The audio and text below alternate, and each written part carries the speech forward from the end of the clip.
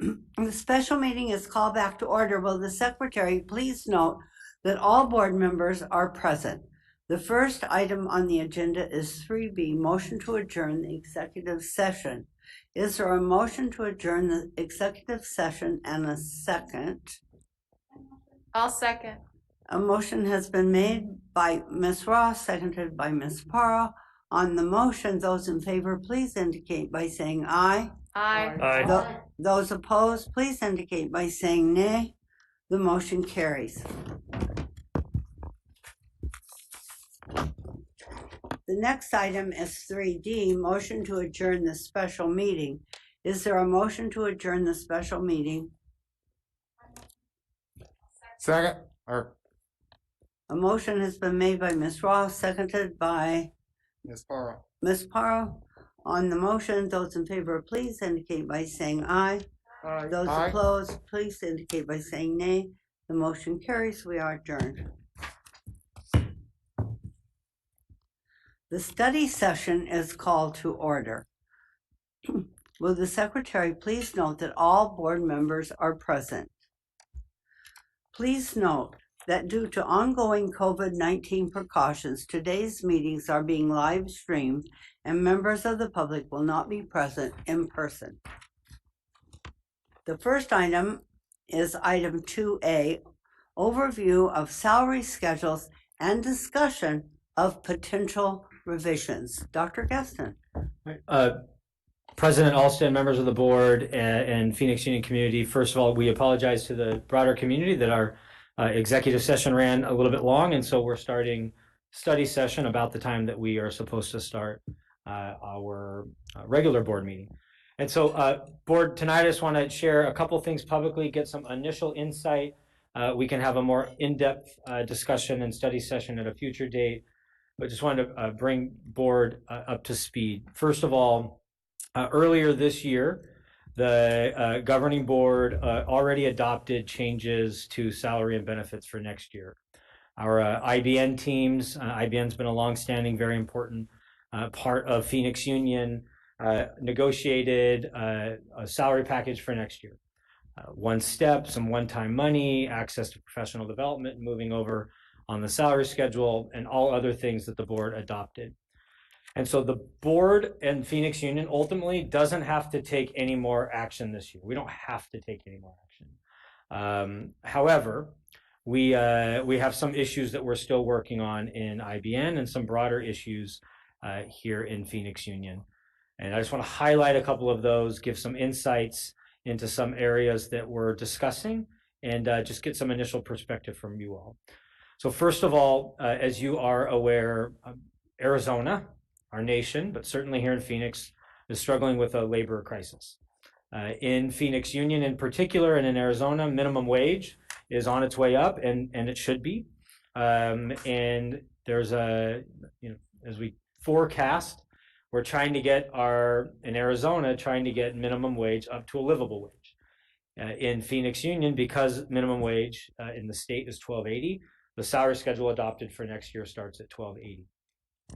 The reality is that in the past, school districts used to compete with other school districts for talent, and today that's not true. We're now competing with business and industry for our labor, for our employees. You can go to Amazon and make $20 an hour. You can go to Cane's and make $17 an hour and get pet insurance. You can go to Circle K and start at $15 an hour. And our employees start at $12.80. And so we know that's an issue. Again, we don't have to solve that problem, but we think we need to solve that problem. And that's something that IBN, it's one of the big issues being discussed in IBN. What would it take? What would it cost to move that to 13, to 1350, to 14, to 15? Flagstaff's at 1550. How much money does that cost? We've also asked IBN to consider, be open to slight changes to salary schedule structure, steps, ranges, placement guideline, whatever that might be, to start to get at pricing what the problem is. We don't have all the answers right now, but it's a discussion that we need to have about what do we need to do to move minimum wage, and would love some of your thoughts on that as well. We also have issues in the certified area. As we've heard here before, there are some specialty areas, psychologists, high licensed social workers, nurses, that we're not competitive anymore and are unable to attract the type of talent in the certified non-classroom areas like we used to. Partially because you can go to industry, be a nurse at a hospital and make 6 digits today. And so part of that's not our issue because of industry, but part of it is how do we stay competitive around other school districts? And you also know that there's a teacher crisis, teacher shortage. Colleges of Ed are producing less teachers. Teachers who are certified aren't even teaching anymore because of the challenges. It's still tough to be in a classroom today. And so we still experience those challenges. And unfortunately, Phoenix Union, our starting salary used to be the best or close to the best. We're at 47 and change, and many of our sister districts, Tempe, Tolleson, are now at 48, 49. Right next door to us, New Mexico starts all teachers at 50,000 next year. And so we have a certified issue. And then on top of that, our administrators, our salary schedule, this has actually been something that IBN's been talking about for years. What's the incentive to jump into administration? That if you're a classified employee or a certified employee and you're making 70,000, 60,000, maybe 80,000 at 9 months, why would you jump into a 10.5-month assistant principalship at 80,000 and have a month and a half more of work, make no more money, and have no more access to overtime? And then likewise, when you jump from assistant principal to principal, how do we make sure that there's enough incentive and enough space? And so our negotiation teams are trying to grapple with a lot of those issues with professional growth, looking at medical benefits increases. We got bad news this past week that COVID strikes again. We thought medical benefits would go up a certain percentage, and now it's going up even more. And so we continue to really try to tackle these issues, trying to put a price tag on these issues. Even if we can't afford the price tag, put a price tag on these opportunities and issues, and then try to negotiate and bring to the board something that we think is reasonable. Now, that leads many people to ask the question, well, how much money are we talking about? If we think we can suddenly talk about minimum wage, teacher salary, placement, psychologists, change admin structure, where's that money come from? And I think a couple things. One, unfortunately, there's not a pot of gold that we're hiding in Phoenix Union, and there's no extra money laying around that we didn't put on the negotiating table.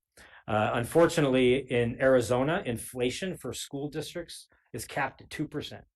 So even though the state inflation might be at 6%, school districts only get 2%.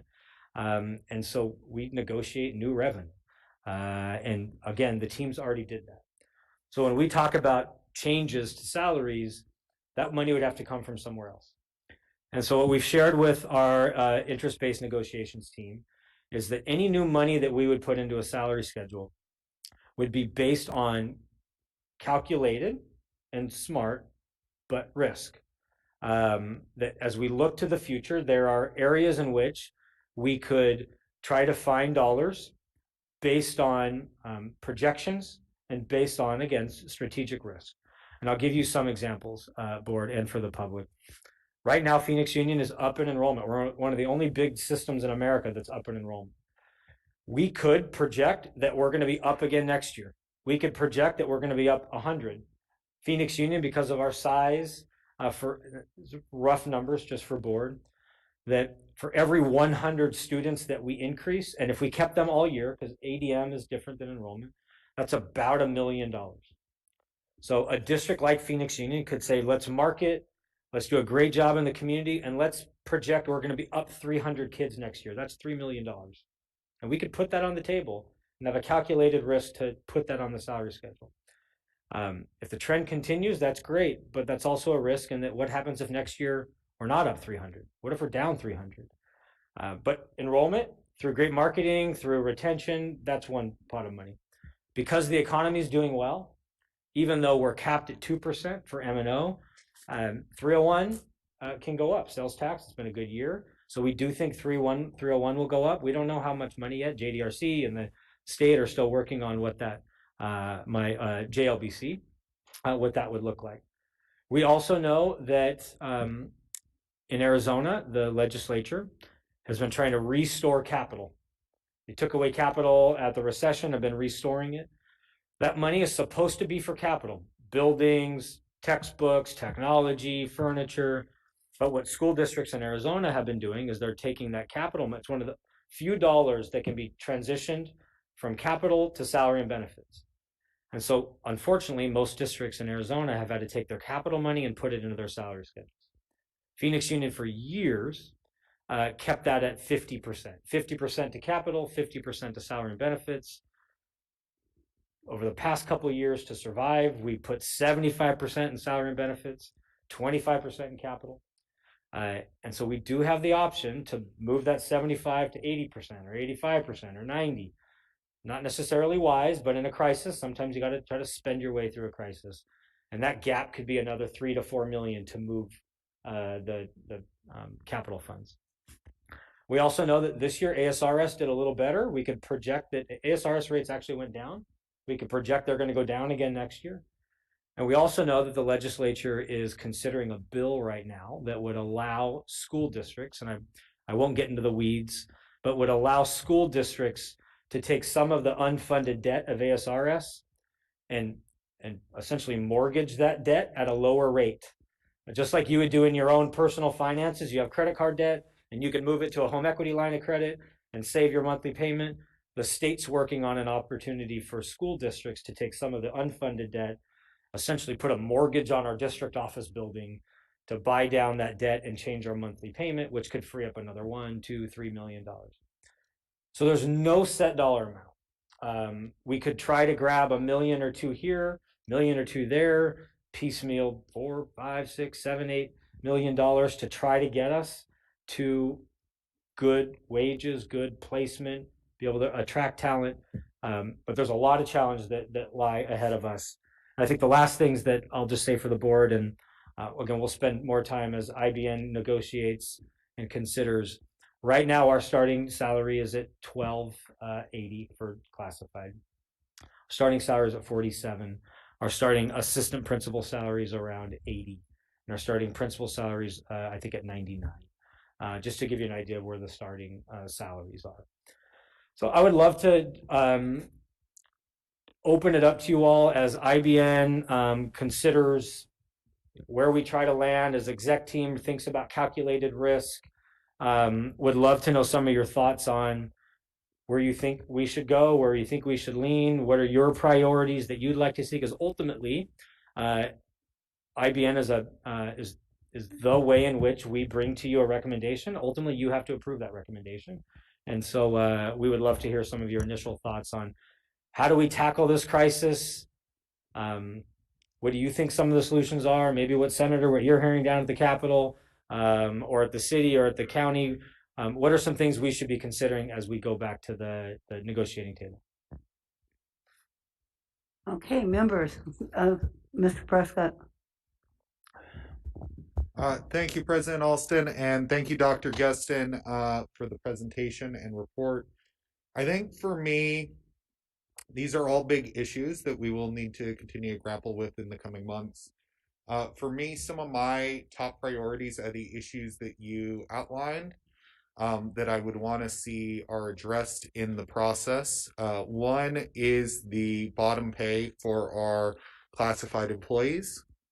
We have a lot of folks that are paid below what the minimum wage will be soon. It is not a living wage, and I would want to see that brought up as much as possible. Speaking for myself and for many of my colleagues, we worked on that minimum wage increase. We went out there and asked for living wages from various groups. And so I think that that is definitely one of my key priorities in any sort of negotiation. I would also outline the need for specialists. We have a number of specialist positions that are not competitive, and that includes school psychologists, that includes social workers, nurses, and those specialists are all very key to the health and wellness of our students. We've made it a priority to support the social and emotional needs of our children, and so we need to make sure that we're investing in the employees that make that happen. And then finally, we've taken it as a big part of our pride as a district to make sure that our teacher salaries are competitive, particularly for starting teachers. And so I would want to make sure that we remained competitive with our starting teacher salaries with other districts, knowing that other districts are increasing those at this time. Thank you. Ms. Parra. Thank you, Madam Chair. Thank you, Dr. Guestin, for the report. I want to echo my colleagues' comments, and in particular for me, it's absolutely imperative that we focus on lifting up our classified employees and increasing that bottom pay scale. As educators, we know that poverty is the greatest barrier to educational attainment, and a lot of our employees are parents as well, and they have students going through the educational system, and we should not be contributing to poverty wages in Phoenix Union through our pay scale. So that for me is very, very important. And also the entry point for where our starting teachers come in and how we place them here. Those are two things that I think are really important for me as well. And then leadership matters. We know that through this pandemic, it has been critical to have strong and steady administrative leadership. And so for me, making sure that there is a pathway to actually want to aspire to be an assistant principal and a school leader, and that our certified employees see themselves in those roles and see actual, see an opportunity there, a career opportunity. So those are some of the key things for me. And then of course the specialist roles, as Member Prescott said, it's absolutely critical. We said we support the social and emotional well-being of our students, and so we should absolutely be making sure that we have those positions and that we're able to compete not just with neighboring school systems but with industry on all aspects. So thank you. Thank you, Ms. Parra. Others? Anyone else? Madam, Mr. Marquez? yeah, I'll just echo both of the things that Board Member Pata and Board Member Prescott made public already. The bottom of the pay scale is really whether we're looking at certified or classified employees. Getting to $15 an hour is a priority for me, and then also making sure we're competitive with the other districts for our first year teachers, whether that's Tempe, Union, Tolleson, or even looking at being competitive with New Mexico. Anything we can do for our first year teachers, our certified, our classified employees, and then certainly I do understand the making the jump to admin big enough that good high quality teachers want to make that jump. So anything we can do at all three of those pay scales to make the bottom of the pay scales more competitive for everybody, that's what I would support. Thank you. All right, Mr. Gallardo. Thank you, Madam President. I couldn't agree more with the comments that have already been made. I think I would venture out to say we're all pretty much on the same mindset. And we look forward to continuing to have this type of discussion. I can tell you, market studies and salary adjustments is something that's being looked at across the board. We're doing it in Maricopa County. I'm assuming you guys are doing it in Phoenix as well. Everyone wants to retain their great employees. They want to recruit new talent. I mean, it's a market out there that everyone is trying to adjust to. You brought up Amazon, and I saw last month, I think it was like $3,000 signing bonus, and it was it's unbelievable. But that's the market that we're living in. Unfortunately, we do have some employees that are very low in the pay scale. I was the chair of the minimum wage campaign in 2004 to establish the minimum wage, so I understand the importance. I know almost everyone around this table probably helped in the last one that Lucha and many of the organizations participated to increase that minimum wage.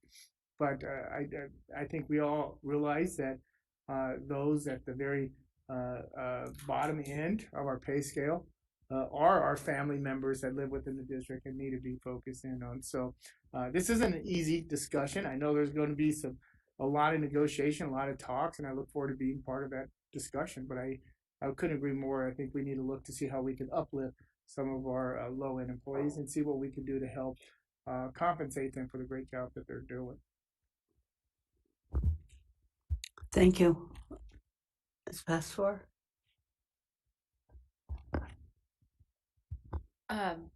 Well, I think this is a great discussion, and it's actually in a because of the circumstance we're in. I guess there's no perfect timing, but the timing needs to happen. It's happening now. One of the areas that I would like to make sure is that there is equity across the board in this increase. And what I mean by equity across the board is that uh, those that are in specialty areas to look at their specialty areas and look at the market as to where people are being paid for their talent. Um, it starts in all areas. I believe education is power. And so those that are in the lower scale that need to move up uh, to the working wage or the labor where we need to go in the $15. I think that's important too. But I also feel like if we set up a system where we empower employees for them to then go on and get their education and be able then to advance within our system, that's one way of an incentive to move them through the scale. And then you have your middle block. And your middle block is where I would say I am. And we get to the highest step and then we're stuck. And the only other way to move is if we either go back to school and get another degree in order to get an extra $3,000 stipend, or we have to go in and apply for another position, or we sit in our step and just move with the times, and every pay raise we get, we're happy that we're part of it. We're happy that, and then we get these little increases, and little by little we move up the scale. So that's another part that we really have to look at, and how we empower that area to want to move up. I personally, in these days and times of where I'm at, I'm comfortable where I'm at. And I'm comfortable in the sense that when I move up, it means more responsibility. And more responsibility means I no longer have my time. What that means is a 24/7 hour job. So if I'm going to want to be empowered or be able to be ambitious enough to move up, you have to give me something. And then you have the ones that have been here longevity wise that are also very much in a state where either they have to determine, do I continue to work? I can work another 5 years. However, am I losing money by not retiring? So there has to be that expertise in our system in order to transfer over that information to the next generation of teachers. So we are in a complex situation on how we look at all our groups. And I don't mean to in a disrespectful way in categories, I guess is what I mean. And be able then to make sure we're being equitable across the board. So and you will bring to us what you think is best, and then at that time maybe the board has some other ideas, but we will then determine how we're going to go. But appreciate you bringing the conversation and having the study session. Appreciate the fact that we can have this conversation, and I wish and I don't know, we can hear from others within our systems to understand the nuances of our pay scale. So appreciate it. President, if you don't mind, I just want to, Vice Mayor brings up a couple of good points that we're constantly discussing internally, which is we know the urgency at the beginning of the salary schedule. We also want to retain and respect and honor the people that have been here, right? Make sure that they feel like, if we implement something new, we're not leapfrogging in compression, and make sure that, I feel valued if I've been here for quite some time as well. And so I know that our teams, as we hear the board saying, focus on the beginning, we want to make sure that the work that we do doesn't harm anyone in the system. It continues to honor people. We have people that have given their life to Phoenix Union. We want to make sure that they know we respect them because they've given their life to us. So finding that balance. I think the other thing Councilwoman talked about at some point do you retire? I know one thing that that we're talking about now as a team is in Arizona, you can do retire rehire, and that's some districts do a bunch of retire rehire, and Phoenix Union hasn't done a lot of that over the years. We have less than 10 employees, 15 employees total retire rehire. It's typically been administrators and tough to fill positions, but we recently gave permission to talent to really start to look at retire rehire for classified and certified at a different level. That if you're a veteran and you're at the retirement age, maybe you'll come back for 2 more years to give us your talent and your expertise and your wisdom. So we're also looking at expanding retire rehire opportunities at all levels this year. I think could be helpful. Okay. Anyone else? Well, I think as a board, we're pretty much in agreement on what the issues are and our priorities, and I'm really grateful for that. I think that makes for good decisions in the long run. I do want to say that we do have some concerns and perhaps barriers at the state level as to how much money we're going to have. So there's some uncertainty there. And of course, we can't spend what we don't have.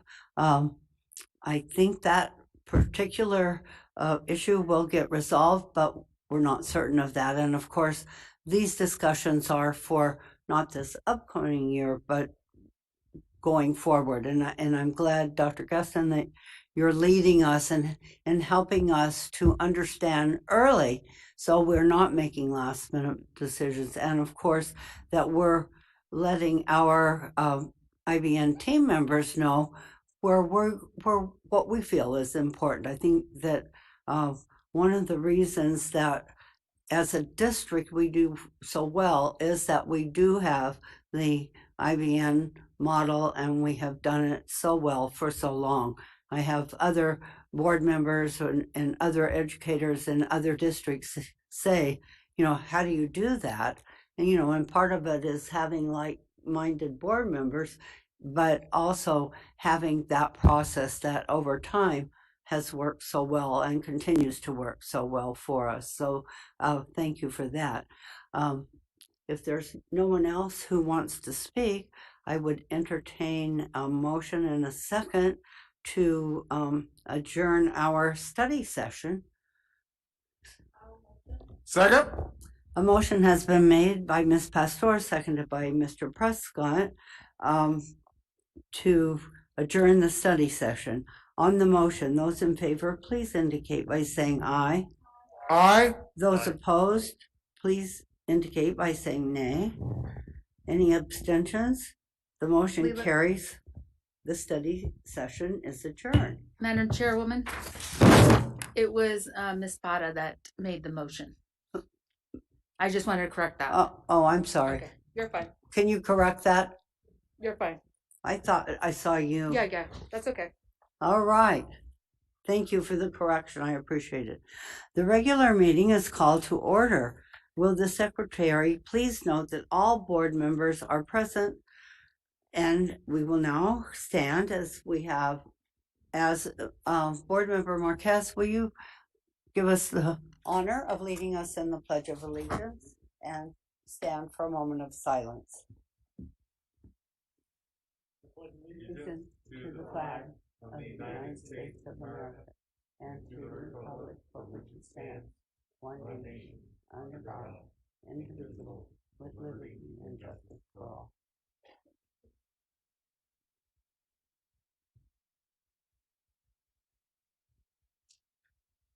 Thank you.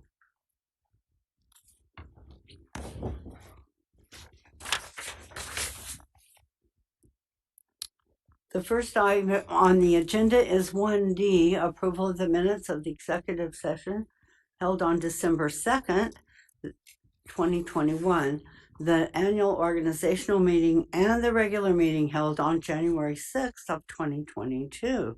Is there a motion to approve the minutes as presented, and is there a second? Second. A motion has been made by Ms. Ross, seconded by Mr. Prescott. Is there any discussion? On the motion, those in favor, please indicate by saying aye. Aye. Those opposed, please indicate by saying nay. The motion carries. The next item on the agenda is 2A, recognitions and accomplishments. Tonight, we will honor 6 teachers who renewed their national board certification. Considered the teaching profession's highest honor, national board certification is earned based on the National Board of Professional Teaching Standards. Teachers must demonstrate that they meet the high and rigorous standards for what accomplished teachers should know and do before earning board certification. Only 2% of K-12 teachers in the U.S. are nationally board certified. Mr. Prescott, will you share with us our first awardee? Yes, thank you, President Alston. From Bioscience High School, Mr. Andrew White earned certification renewal in world languages. Mr. White was fascinated by the diversity of cultures and perspectives in the world from a young age. He began studying German in high school and added French and Spanish to his linguistic catalog in college. Mr. White has 20 years of experience teaching and has served PXU students since 2007. He is pursuing a doctoral studies degree in Spanish literature at ASU. Maintaining his national board certification is one step in his pursuit of high-quality professional growth that benefits his students' linguistic and cultural education. Please join us in congratulating Mr. Andrew White for renewing his national board certification. Mr. White, would you like to say a few words?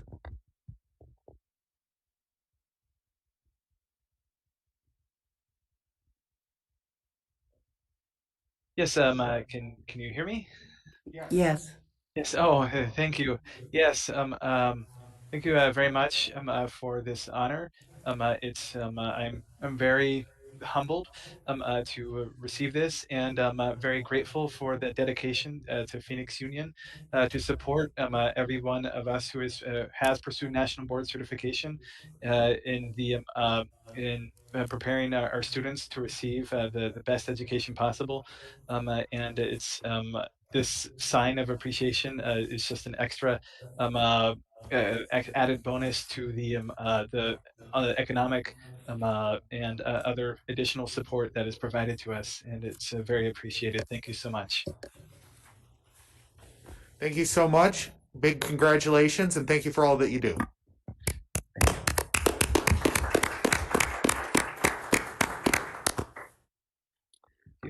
Ms. Para. Yes, thank you, Madam Chair. Our next honoree is from North High School. Miss Julie Hogg earned certification renewal in art.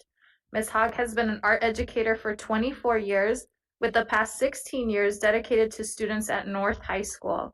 In 2017, she attended the National Art Education Association's School for Art Leaders at Crystal Bridges Museum of American Art. From 2018 to 2020, she served as the Arizona Art Education Association president. Ms. Hogg enjoys sharing her knowledge with students and is described as a dedicated and passionate educator in our district. Please join us in congratulating Ms. Julie Hogg for renewing her national board certification. Congratulations, Ms. Hogg. I believe you're joining us. Would you like to say a few words? Sure. I just want to say that teaching in the Phoenix Union District has been a highlight of my teaching career. It was the last school that I've taught in, and it will be the last district that I teach within. I went to high school at Camelback. My dad attended school at North High School, so it's kind of a family tradition. I also want to say that I really enjoy our kids, the students that we have, even throughout the pandemic. It's been a challenge for everybody, and I know that, the kids know that, and we continue to do the best we can, and I will continue that throughout years to come. And so thank you so much for recognizing my achievement and everyone else's achievement as far as national boards go. Thank you. Thank you so much, Ms. Hogg. Congratulations again.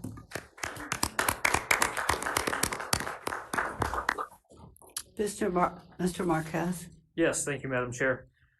From North High School, Miss Joanne Martin earned her certification renewal in English language arts. Ms. Martin teaches dual enrollment English and serves as the English instructional lead at North High School, holding 2 Masters of Arts degrees, one in English and the other in curriculum and instruction. She has dedicated her career to educating the youth in our community. Professionally, she is first and foremost a teacher of students. Their potential, enthusiasm, and learning are the buoys that keep her professional life afloat.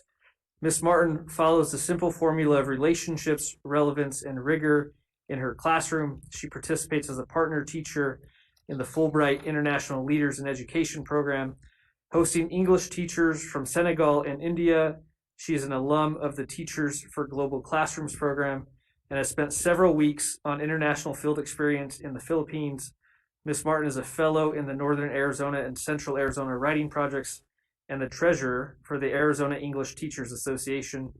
Please join us in congratulating Ms. Joanne Martin on renewing her National Board certification.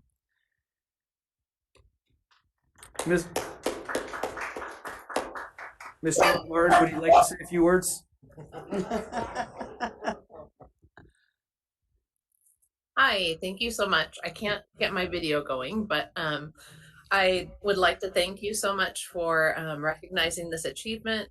The National Board is such a great professional development system to go through, and it just makes us stronger in reaching our kiddos every day and seeing their growth and effectively promoting that. Thanks so much. And thank you.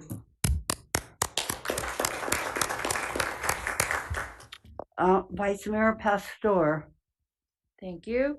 From Central High School, Mary Pennecker earned certification renewal in social studies and history. Ms. Pennecker has been a history teacher in Phoenix Union for 16 years. She taught in the IB program at North for 13 years before moving to Central to teach AP World History and U.S. History. In her time at Phoenix Union, she completed a master's degree in curriculum and instruction. In the spring of 2021, Ms. Pennecker was named the James Madison Memorial Fellowship Foundation Arizona Fellow and was awarded a $24,000 grant to pursue a master's degree in American history. She is currently attending Missouri State University online program and plans to graduate in 2 years. Her students are her true inspiration. Please join us as we congratulate Ms. Pennecker from Central High School for renewing her National Board certification. Ms. Pennecker, would you like to say a few words?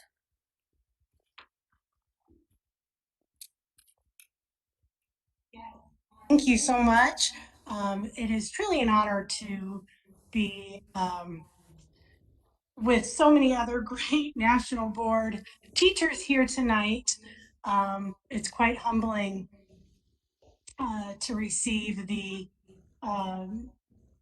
able to receive my national boards again with COVID. And you know, I looked at my students last year and said, if they can do this every day and they can be here and they can be present with me, then I can renew my national boards. And they truly were, and they truly are every day my inspiration. So thank you very much.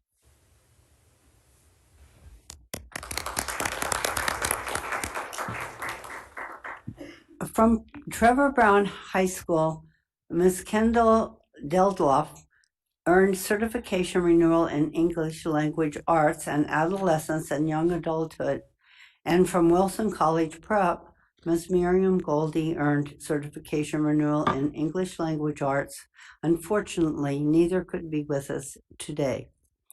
Earning National Board certification involves a rigorous process that can take up to 3 years to complete. Research shows that the students of board-certified teachers outperform their peers in other classrooms and achievement tests. Schools and districts with a high concentration of National Board-certified teachers see improvements in school culture, collaboration, and teacher retention. In Phoenix Union, all National Board-certified teachers receive an annual stipend of $3,000. Congratulations to each of our National Board certified teachers. The next, yes. The next item is 3A, reports from student government. Tonight we have student government representatives from Metro Tech High School and Franklin Police and Fire. They will be providing their reports virtually. Our student government representatives this evening will highlight their school in this order: Leilani Barrios from Metro Tech, Itzahna Rosales from Franklin Police and Fire High School. Leilani, welcome to our board meeting. Will you please provide your report?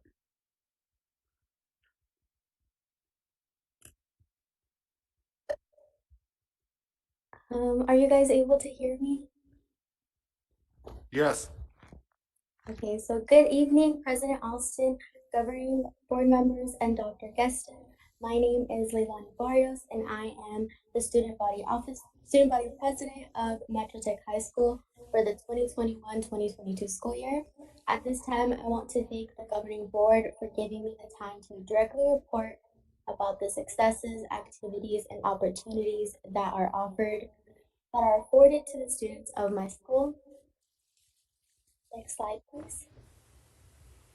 I first wanted to talk about community service. At Metro Tech, we think it's very important for the students to have a lot of opportunities. Some opportunities that we're given are the blood drive, job fair, food distribution, and tutoring opportunities. Next slide, please. And as a studio, we come up with spirit weeks. So the one shown right here is our winter spirit week. This happened right before break. We had a lot of students participate and have fun. Also during lunch, we have some food trucks, and the one shown is a trio food truck that the students enjoyed. Next slide, please. And coming up, actually tomorrow is our Tangled Hoop coming. So we'll be having some artists, rides, a photo booth, a taco food truck, and as well as hoop coming royalty. Next slide, please. We also wanted to share our social media. This has become our main source of communication to our fellow students. We have had an increase of 600 followers since August 2021. This allows us to post about any events happening, not just within the studio, but all campus. And whatever questions students have, they're able to DM. Our historian is Jose Garcia, who manages all of our amazing posts. Next slide, please. And then we wanted to talk about our Friday activities. So every Friday during lunch, we have a special activities for our students to do. Some examples: during Halloween, we had a Halloween costume contest. We've had an ice cream eating contest and a soda drinking competition. Next slide, please. Our Friday Fun Night, this is a very anticipated event that a lot of students look forward to. This happens once a month. We have a lot of rides, live performances, and lots of food. This also gives a lot of our clubs an opportunity to fundraise. Next slide, please. Lastly, this is our Metro Tech Knights Shield car. So show an honor, integrity, empathy, and leadership. We just want students to stay focused on their goals and be kind to others. Thank you. And thank you very much. And now from Franklin Police and Fire School is Itzahna. Please provide your report.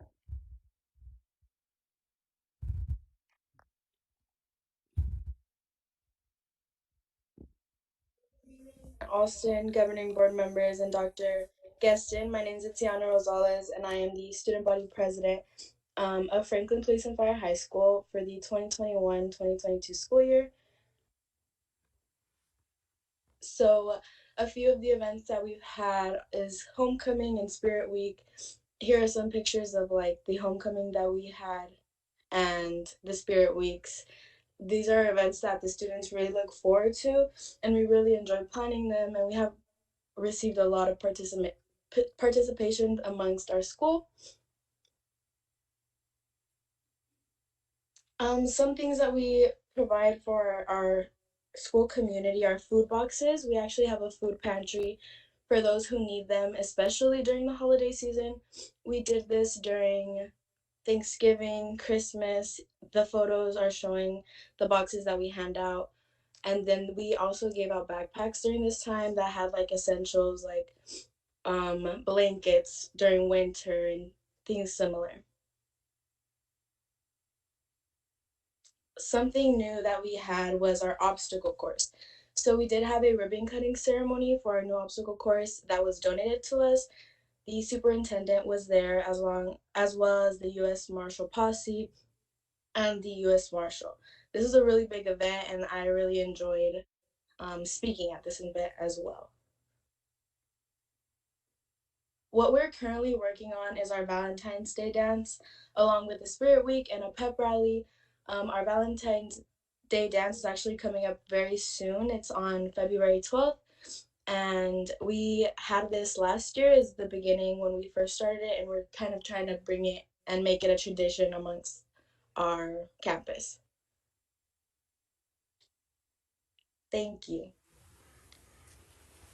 And thank both of you for providing these reports to us this evening. The next item is 3B, reports from employee organizations and the Phoenix Union Foundation for Education. Tonight we will begin with CEA. Ms. Vanessa Jimenez, CEA.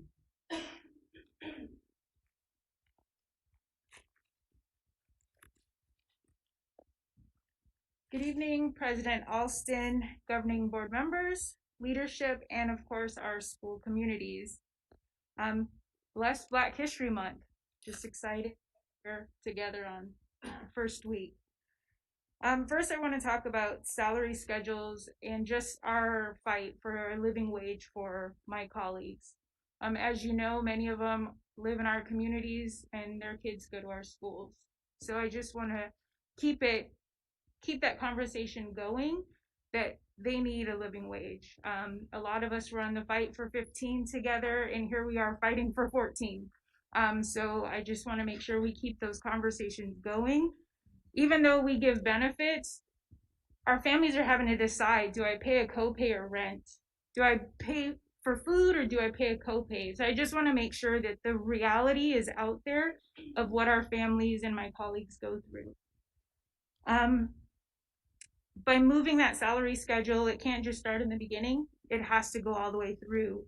It needs to help retain the phenomenal employees that we have now that have been here, who are just getting to 1280 because we had to get them there. And it's also going to help us attract more employees that are going to start their career and hopefully finish it with Phoenix Union. So I just think it's important that we keep that at the forefront of what we're here to do. Next, I just want to thank the board. On the board docs is the $2 MOA for our safety teams. It's important to them. They've been short, they're still here, and they're also one of those groups that's barely in the $14 an hour block on the salary schedule. But it ends June 30th. So that's why it's important to have this real discussion on the salary schedule and moving it forward. Next is security. Again, the discussion on making them their own division. I just don't know how we've come this far of keeping them in one place. Something so important. We have food service division, we have a logistics and maintenance division, but we haven't taken safety as serious as it should be to be its own division. So again, I'm asking the board to really consider making them their own division so that they have that true leadership day after day after day to plan and organize around the needs of our school communities. We have the MOA for community liaisons. It's to get them where they need to be, and also a new job description to really reflect the work they've been doing in their job descriptions. It just honors and shows their dedication now in a job description, and their pay needs to reflect it as well. We kind of have this back and forth that they're like social worker lights because their colleagues, their moms, their dads, their aunts and uncles, and our kids see that in them. And so sometimes those social emotional needs, they go straight to them. So it's important that we now reflect that in their job description and in their pay. And then a little celebration. We had our bus driver cohort. We had our first graduate this week, a young man that works in our trades department. He was an HVAC mechanic, and he's our first driver that came out of the cohort. So really excited. He works that early shift, so he can really help fill in those afternoons and evening routes. So excited for Guillermo. And then on the board docs is Juneteenth. Being the president of the ESP Association, which is also the largest group of Black employees in the district, it's important and it's meaningful to myself as a Black employee as well as my colleagues. So I think it's important that we vote on this, and it's the right thing to do. I mean, it's the right thing to do. President Alston, thank you for always allowing us this time on the agenda to speak to the CEA needs. Thank you. Ms. Deanna Williams, representing the Administration Association.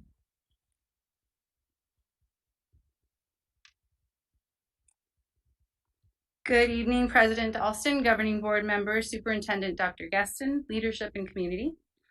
ADA would like to start off by recognizing the district's CTE team that has assisted with classroom coverage across the district. We know that some of our campuses would struggle to cover classes without the support from the CTE and the TOA teams from the district office. With gratitude, we say thank you to them. Fortunately, staff absences have decreased in the past week, and we hope to see that trend continue. Featured on this slide, the next slide, administrators volunteered at Metro Tech's vaccination clinic for a day of service to commemorate the MLK holiday. And Linda Brill's faculty and staff took advantage of an I-Day to host a virtual professional development addressing the poverty mindset. And the Student and Family Services team distributed food and hygiene boxes along with household supplies to PXU families.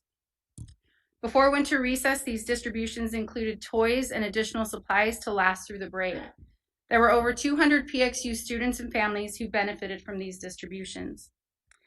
Finally, I'd like to thank you for your time tonight and moving forward, considering the proposed salary schedules.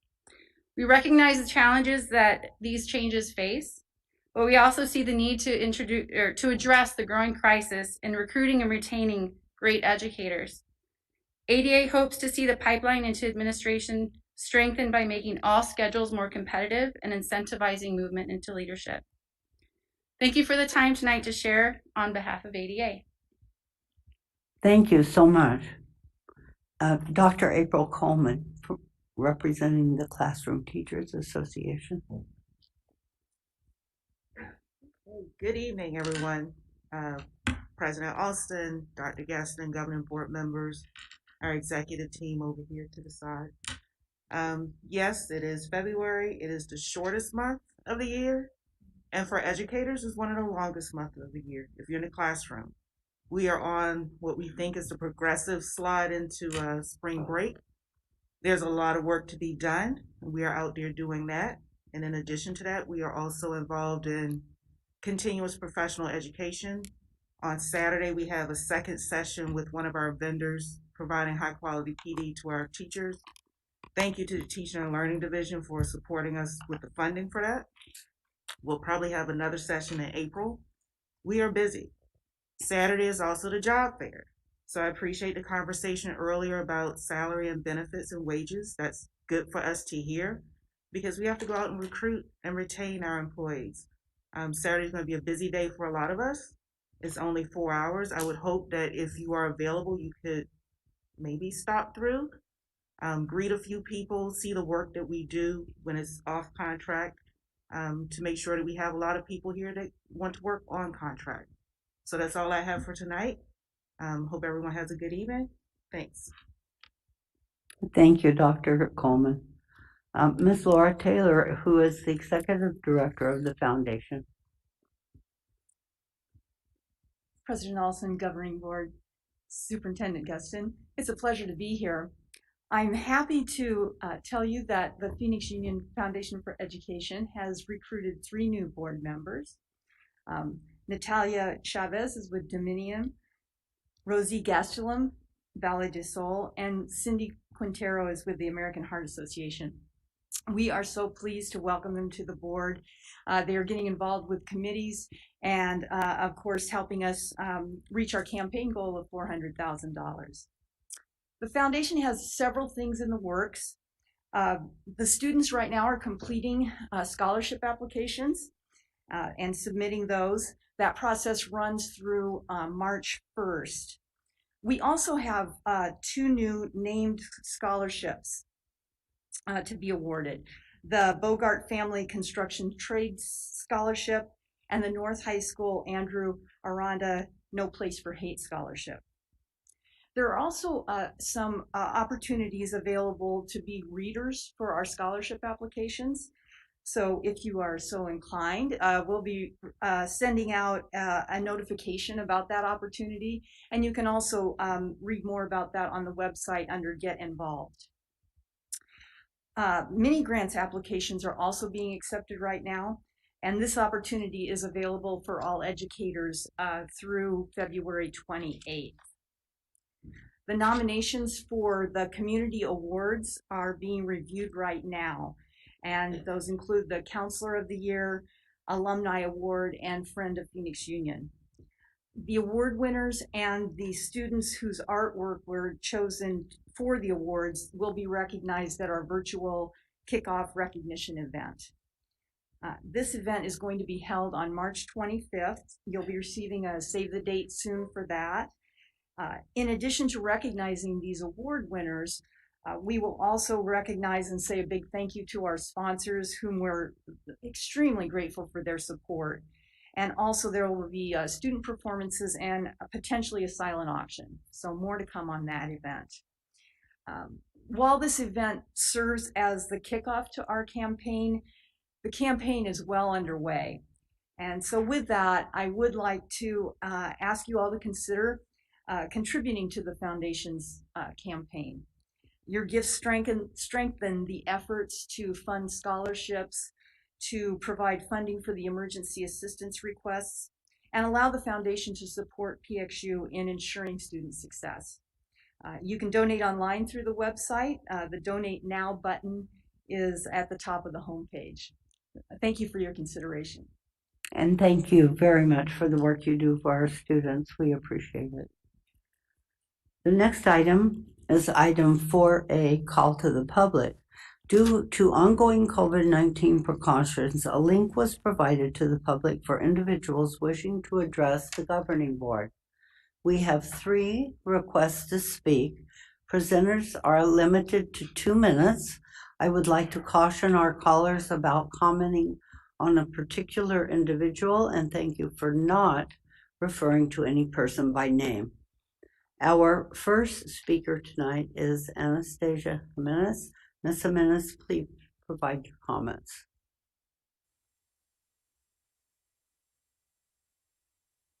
Good evening, Governing Board, Superintendent Gesson, PXU stakeholders, and community members. My name is Anastasia Jimenez, PXU employee and CEA officer. I'm speaking in support of the following agenda items: 7B, 8K through 8M, and 11D. I just wanted to extend my gratitude and thank you all for continuing to keep ESPs on your agenda, and also recognizing the importance of the Juneteenth holiday for our ESPs. As a PXU employee, I take pride in knowing that I'm part of a district that values opportunities, progression, and diversity on all fronts, from our security and safety discussions and plans, and to how we've handled the COVID-19 pandemic, and now the presentation of 11D. So I just wanted to say thank you for stepping up and leading PXU in the fight for equity. Thank you. Thank you.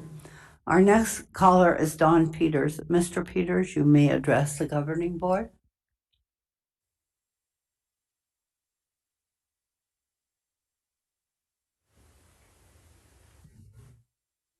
Thank you. Yes, good evening, board members and friends of PXU. This is not a pleasant subject matter of mask mandates, and I do not think you're going to like what I have to say. I sent an email in November of 2021 regarding 3 questions. First question was regarding the COVID data being used and published on PXU website. This data was used to justify the one-year closure of all Phoenix Union high schools. Once the governing board closed down the school district, I began to review the data and could not understand how the numbers were being calculated to justify the closure of the school. I presented a brief summary of my interpretation of the data and sent you an email of which you have not answered. The two additional questions asked were regarding the justification for the implementation of the mask mandates and what are the guidelines for the removal of the mask mandates. Additionally, when the next question was when the governing board was going to go to in-person instead of online calls. Since you will not answer any of my questions, I want to inform you of a couple things that you may have forgotten. To protect the people who elected you, all public officers must execute and file an official bond. The purpose of the bond is to protect the individual citizens through court actions against unlawful or negligent behavior on the part of municipal officers. You are pledging by this bond to adhere to the oath of office. You are considered employees of the city and therefore carry individual liability insurance as per ARS 38251. So if in acting in your capacity as a public official, you cause wrong or harm, we the people have recourse and can hold you accountable. I will begin to write claims against your bonds and will personally put them in the hands of every parent in this district. Once a claim is made, your insurance company is now on notice of a pending lawsuit, which they will be liable for. The involuntary masking of our children stops. Your refusal to remove mask mandate leads to debt. Thank you, Mr. Peters. Our last caller is Jessica Gallus. Please provide your comment.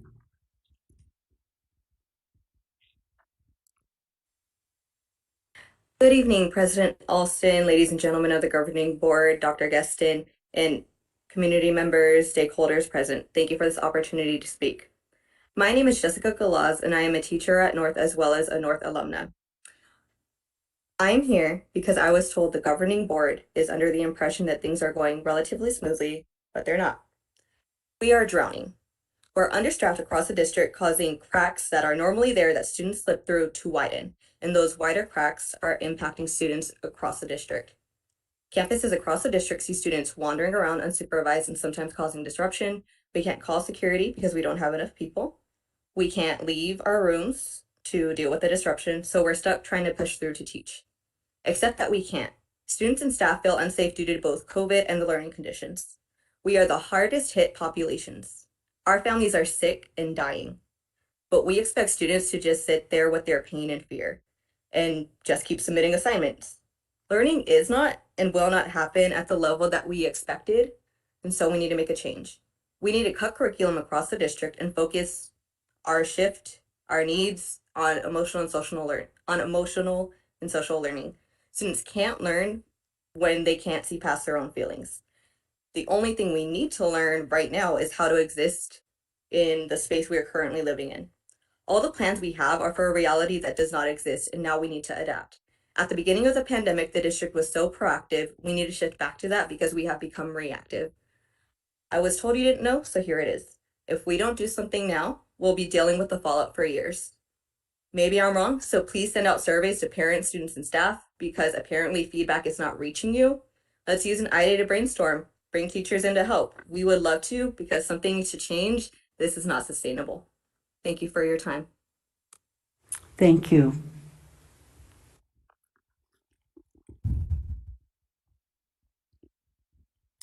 The next item is 5A, approval of the consent agenda. Is there a motion to approve the consent items as presented, and is there a second? I'll motion. Second. A motion has been made by Ms. Parra and seconded by Mr. Prescott on the motion.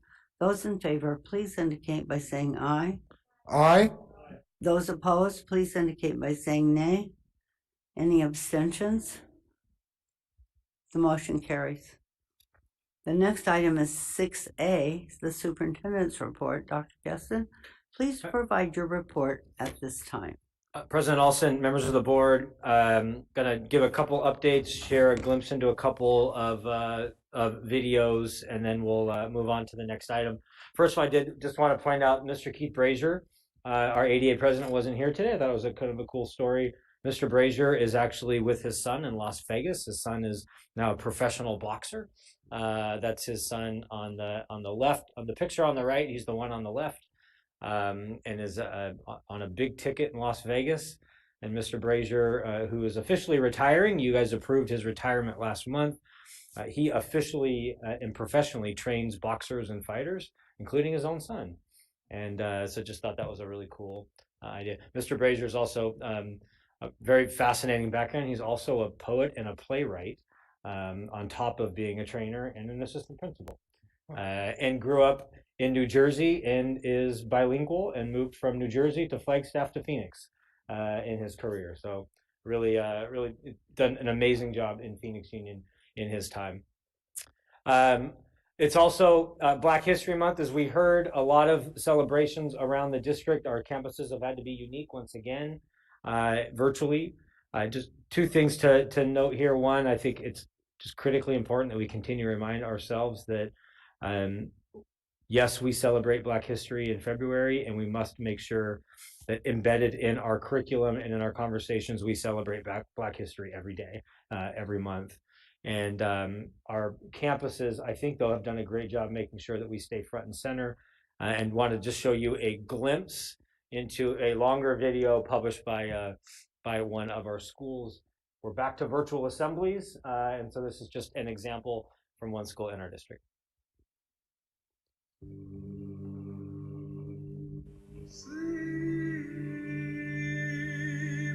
Sleep tonight,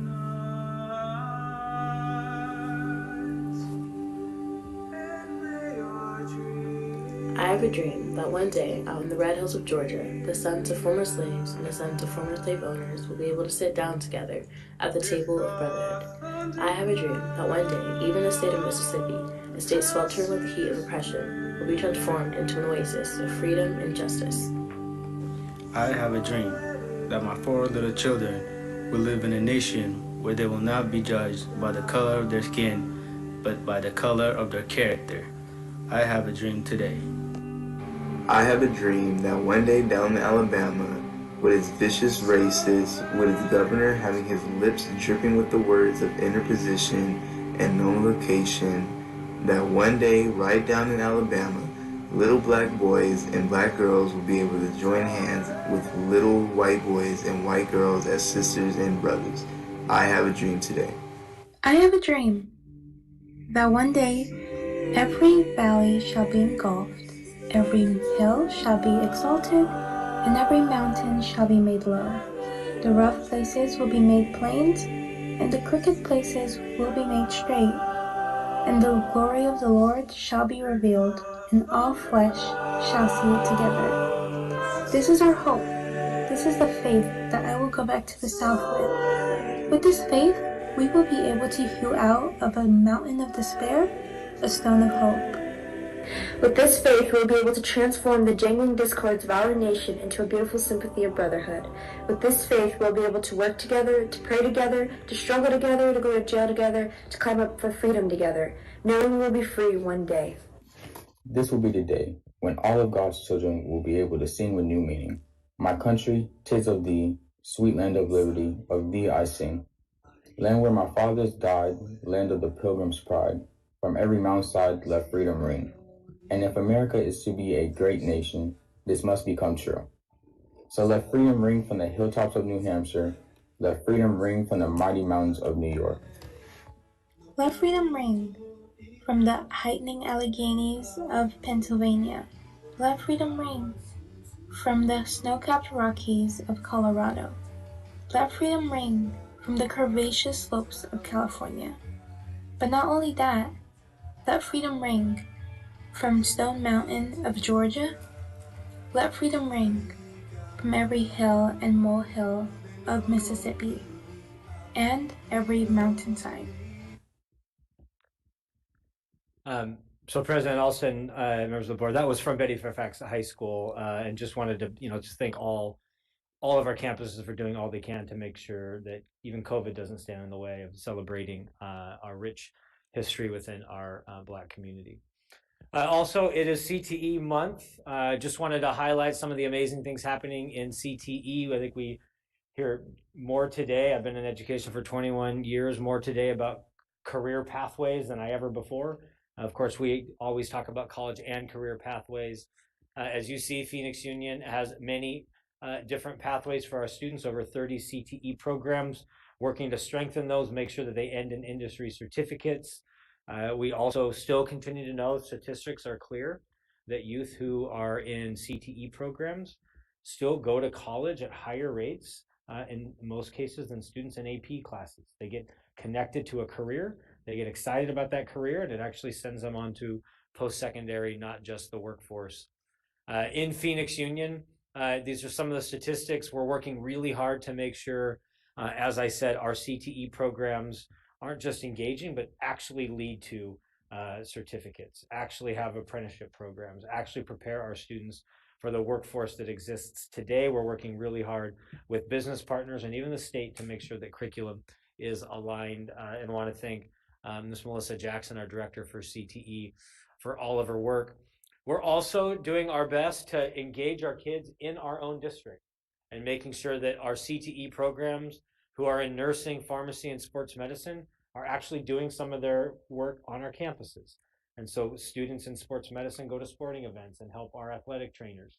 And you see even here that we've been using our nursing and pharmacy students to help volunteer at our COVID vaccination events. And I've had a chance to sit and chat with many of them on weekends.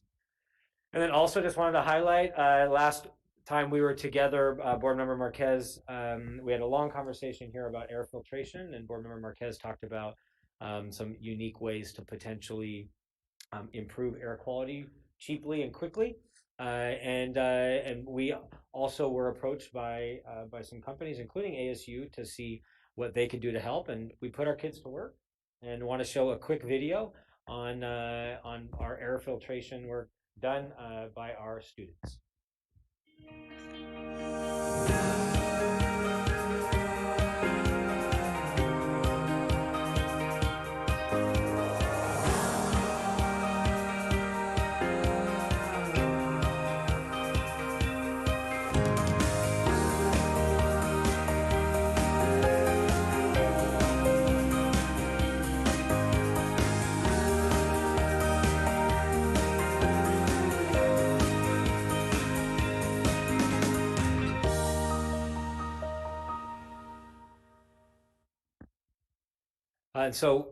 Just to give you a quick specific update on those air filters, we've been working on these projects at Central, Cesar Chavez, Carl Hayden, and Metrotech, and in both the engineering and construction programs. We also have asked our DSF staff to help as well, and so they've also put together over 100 filters. We're at 200 now, and our goal is for any staff member that asks for one, that we're going to make sure we get one in their classrooms. And so I want to thank the board for always continuing to bring great ideas to us, and thank Melissa Jackson and our CTE students for their efforts. It's also National School Counseling Week. We in Phoenix Union continue to work really hard at the advocacy of the board to bring in as many counselors and social workers and psychologists and interventionists as possible. Phoenix Union has over 100 remarkable counselors, and they help us launch really amazing college knowing and going initiatives. And all over the news this past month is Phoenix Union's partnership with ASU, where if our students stay on track through college, they get a letter, even at first without applying, saying that you've met the requirements, you're a Sun Devil, welcome to ASU. And this article has been seen all across Arizona and even nationally. And just want to thank Ms. Andrade, Ms. Tarkington, Ms. Allward, and everyone involved in all of our college programming, and especially our counselors, to make sure that we're providing access. One way in which we make sure college is a reality is Phoenix Union is one of the leaders in FAFSA, and making sure that our youth have access to counseling and assistance and guidance for filling out applications for financial aid. And our team also put together a video on FAFSA.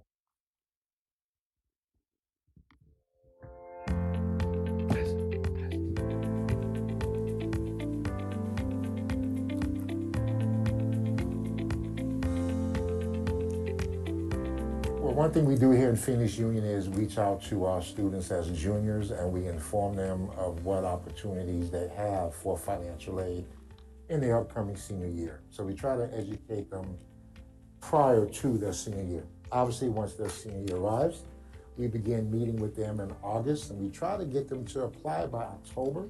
College is really expensive. I don't want to be like in debt, in financial debt when I get out. El FAFSA es la solicitud que hacen los estudiantes para poder recibir ayuda financiera, económica, por parte del gobierno federal para continuar sus estudios postsecundarios y sí, es gratuita. Mi familia es de bajos recursos, obvio que yo ocupo salir adelante por ellos, sería la primera y por eso apliqué nomás por...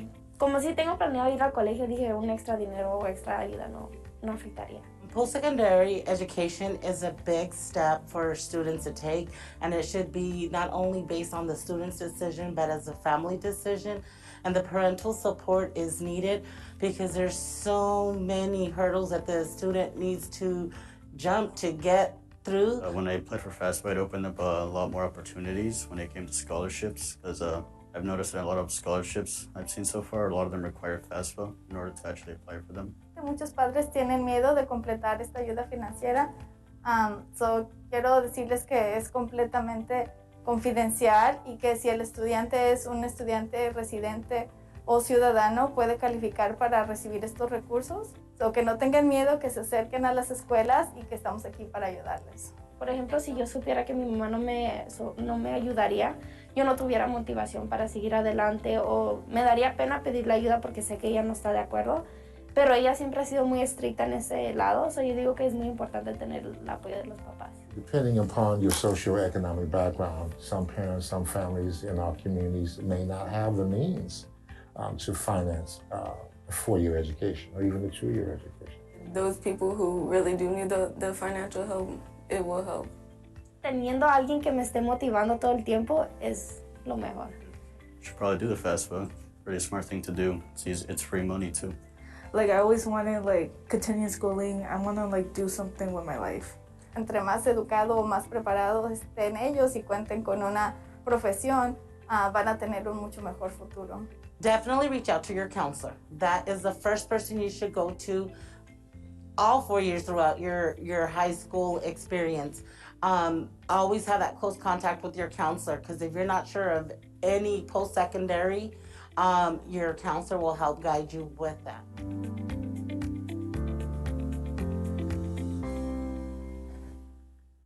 All right, and that's a video that obviously we created so we could publish and encourage families to reach out to our counselors. And just want to share a couple more things before we end this item. We wanted to thank APS once again for giving us a tremendous amount of KN95 masks. You can see how many they shipped to us, and this enabled us. It's actually on the board agenda today for final approval, and it's our chance to make sure that our staff and our students have access to high quality masking.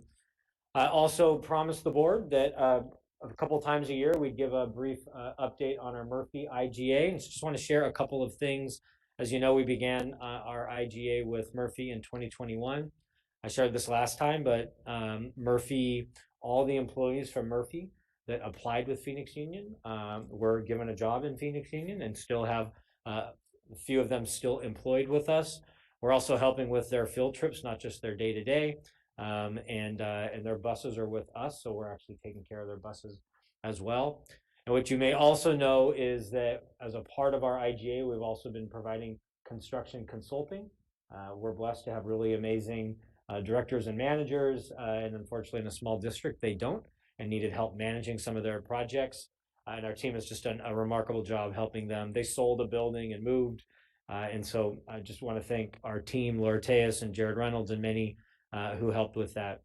And then we will bring to you one of the questions was, how much does this cost? You know, what we said was we wanted to make it so that for our time, that we were compensated for that time with maybe a little extra revenue, but for them, it would save them a little bit of money. And so we'll bring a report on that. So far, things look good, but we're really proud and excited about this partnership, and we'll bring cost structure. We told you this would be, we would learn as we go, and we'll bring that to you when we have final details.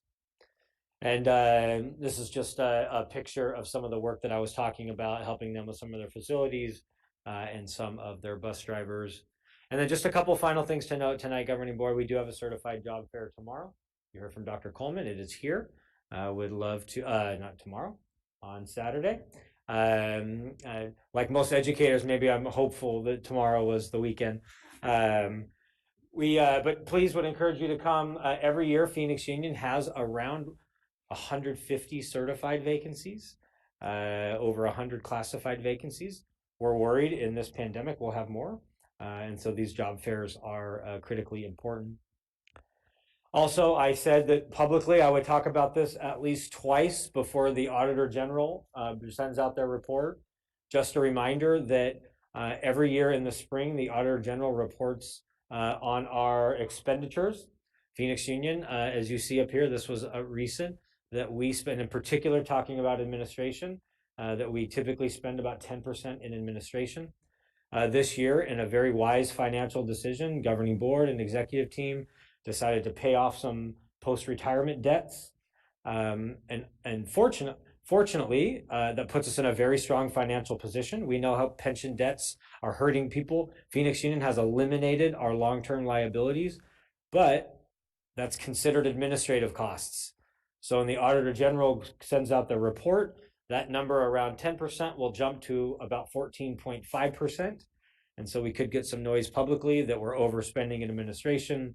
That'll be a one-year spike, and then it'll go back down thereafter. And so I just want to make sure that we're on record that we did not dramatically increase our administrative costs. We made a very wise financial decision on behalf of our taxpayers. And then finally, speaking of taxpayers and the Capitol, actually, I'll just keep this very brief because we made an amendment for the governing board to talk about expenditure aggregate limit. But we continue to track what's happening down at the Capitol. And, nothing's really made it all the way to the governor's desk yet, but we're tracking everything from curriculum changes to being recordings in classrooms, all the way down to funding. And again, I'll just save our conversation about legislative issues to the item later today. With that, that ends my report. Are there any questions or comments of Dr. Geston? Madam Chair, just a quick comment. Ms. Parr. Thank you, Madam Chair. Dr. Geston, the video on FAFSA, I just want to express my appreciation and gratitude that it is a bilingual video. Our families, I think that's so powerful, and it says a lot about our values and being inclusive of all families. Thank you. Anyone else? Okay, thank you, Dr. Geston.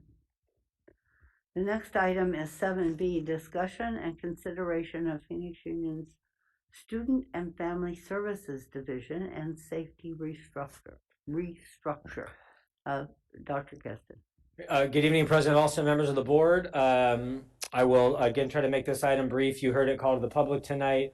You actually received several letters today in support of this that we will eventually get to you. Just thanking the governing board for considering separating student and family services from safety. As you know, Phoenix Union, I've been in the seat for 7 years. When times change, your structure changes. And we were reflecting as a team that 7 years ago, we made a change. We had no leadership division. We launched a leadership division because we know how important leadership development is. 2 years later, we launched a technology and innovation division because we knew technology was going to be important. 2 years ago, we launched a student and family services division to get more serious about wraparound services, mental health. And when we did that, we put safety inside of student and family services division. And the board has asked us to get very serious about safety. We've had our fair share of concerns this year.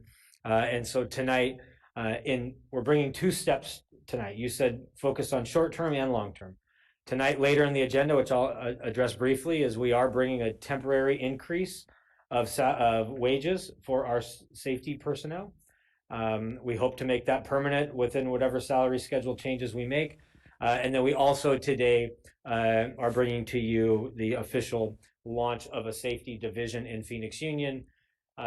We are still in development of the details of that. Why are we not bringing to you every part of it? Because you've also said, please make sure you're listening to the stakeholders. Don't just come with your ideas, make sure that you're meeting with your people. And so what we've heard so far is step one, create a division. And step two, continue to work on what does that mean for directors and managers and classified leads and certified leads. But I want to just give you a glimpse into what this means, the big picture structure, and we'll bring to you next month or the month after some more detail. But ultimately, in a safety division right now, safety is all over the district. We have some in teaching and learning, we have some in SFS, some in facilities. So ultimately, this would create a safety division with obviously an executive director that eats, lives, sleeps, and breathes safety, and that's it, which would be critically important. You see on the top, and these buckets aren't necessarily people, they're buckets of work that we have to do. We also need to focus more on our safety teams. In fact, what you'll start to see too is that as we listen to our safety teams, that they really focus on safety and relationship building. They're not security. They're more than that. And so you also might even see name changes and job description changes in the future. But we also know that we need to continue to strengthen our safety teams, including considering regional leads, and our team continues to work on that. We also know that training, professional development, threat management, how are we going to continue to navigate law enforcement notifications as we don't have officers on our campus? And so we're continuing to think about last year, 2 years ago, we had an employee in our Student and Family Services division that was retired military and retired police and brought this whole level of training and threat management and navigation to us. And so also considering what it looked like to create a position of someone with this high level background and training to help us navigate tough issues. But safety also, of course, is fences and cameras and technology. It's also risk management.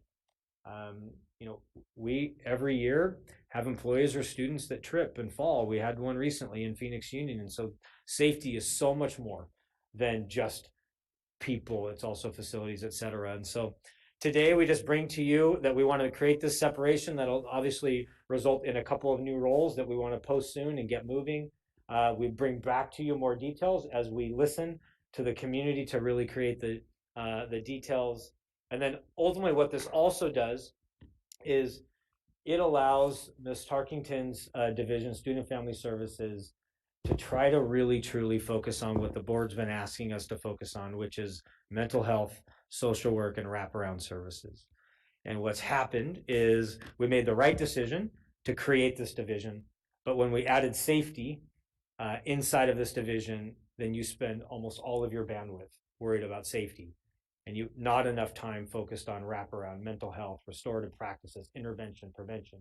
And so what this also will allow Ms. Tarkington's division to do is to simplify in some ways her division, have a few roles that are just very focused on all things academic counseling, all things mental health, social emotional support, and then how do we handle student behavior and code of conduct and make sure that we are being, as you see up there, more preventative, more restorative, and make sure that when we're assigning consequences, we're getting at the root cause before we really make a decision that might impact the life of a student. We got to learn more about where that behavior came from. And this slight restructure here will allow Ms. Tarkington to really think about wraparound. You see the gray boxes. These are boxes, if I go back, that are either will likely be new or completely restructured positions. And this will allow Ms. Tarkington to make sure that when a student's having trouble, it'll be a combination of someone that worries about the handbook versus social work versus mental health versus sometimes it's an academic issue and a student needs a class change or they're placed incorrectly. So we're very excited that moving safety allows us to focus on safety, but we believe it will also result in much better wraparound services and focus on mental health as well. So tonight, that's simply it. Ask the governing board to simply just make a motion to launch this separation. We'll get started at the high level with executive directors, and we'll bring back to you as we listen to stakeholders more details about what happens below that level. Madam Chair. Yes. I just want to share, like, I'm in full support of separating. Ms. Tarkington, just looking at the list even after the separation, I'm like, wow, sister. You have a lot on your plate, and so the more that we can do to make your job more, sustainable for you and your team, I think this is a step in the right direction. And so, Madam Chair, I'm happy to make a motion to separate safety and create its own division. Okay. Ms. Parr has made a motion. Is there a second? Second. Second has been made by Mr. Prescott? I think we Or were Ms. at the Ross. same time, but we'll go ahead and give it to Ms. Pastor. Okay. On the motion, those in favor, please indicate by saying aye. Aye. Those opposed, please indicate by saying nay. Any abstentions? The motion carries.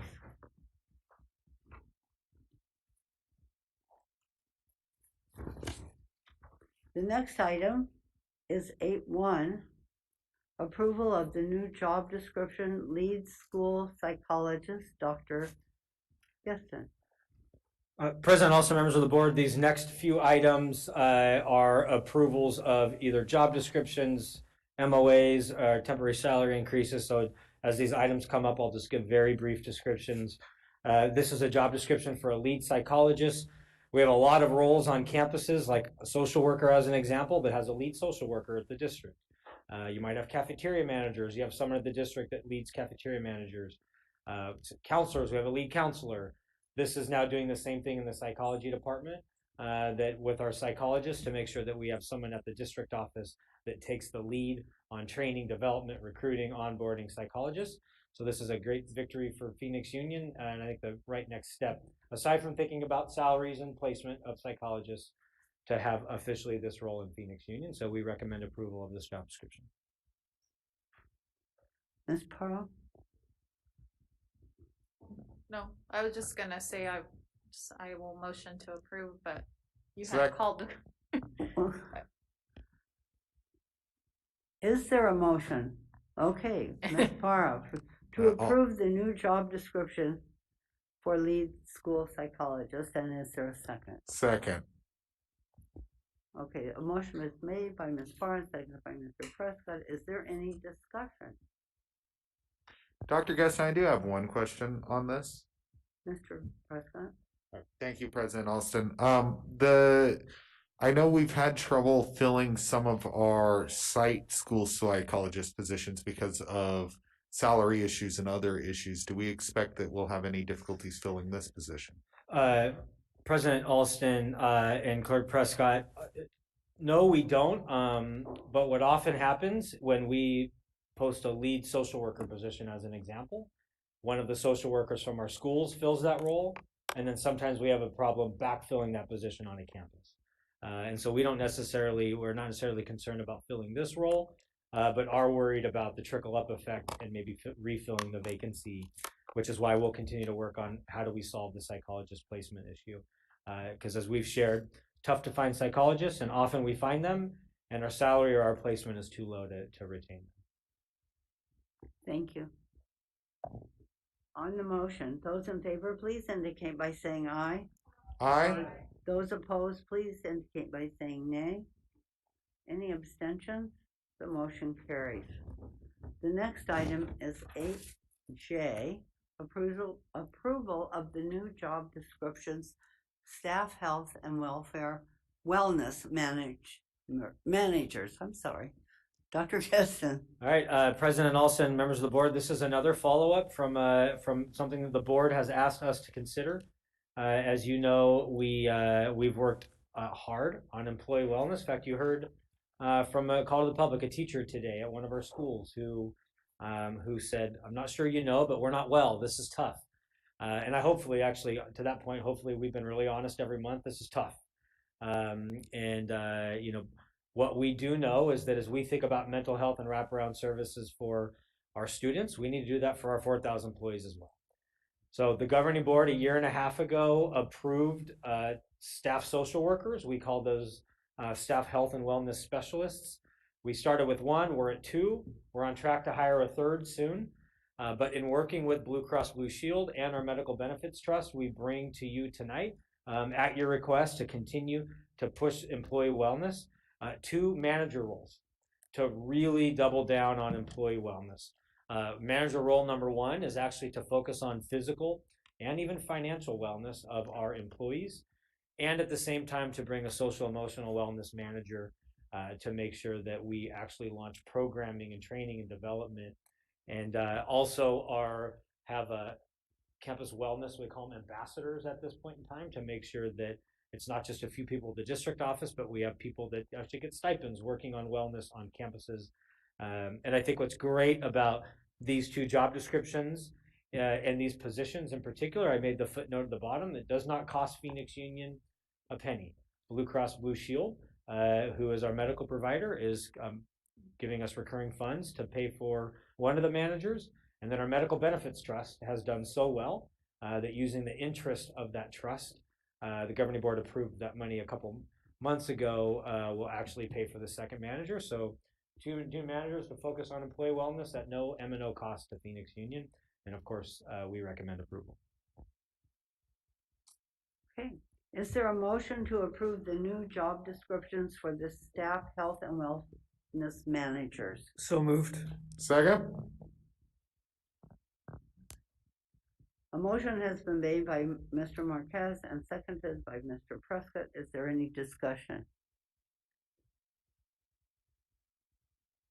On the motion, those in favor, please indicate by saying aye. Aye. Those opposed, please indicate by saying nay. Any abstentions? The motion carries. The next item is 8K, approval of memorandum of agreement for security staff and student study facilitators. Dr. Gibson.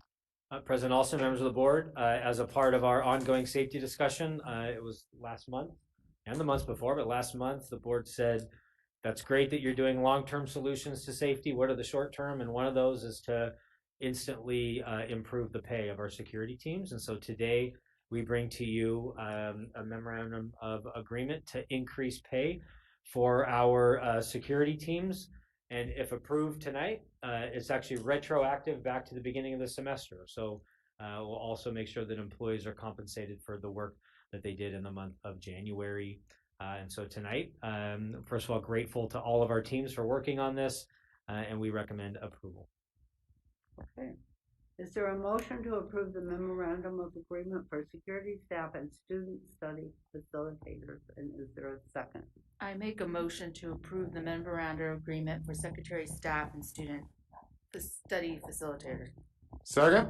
A motion has been made by Ms. Pastor and seconded by Mr. Prescott. Is there any discussion?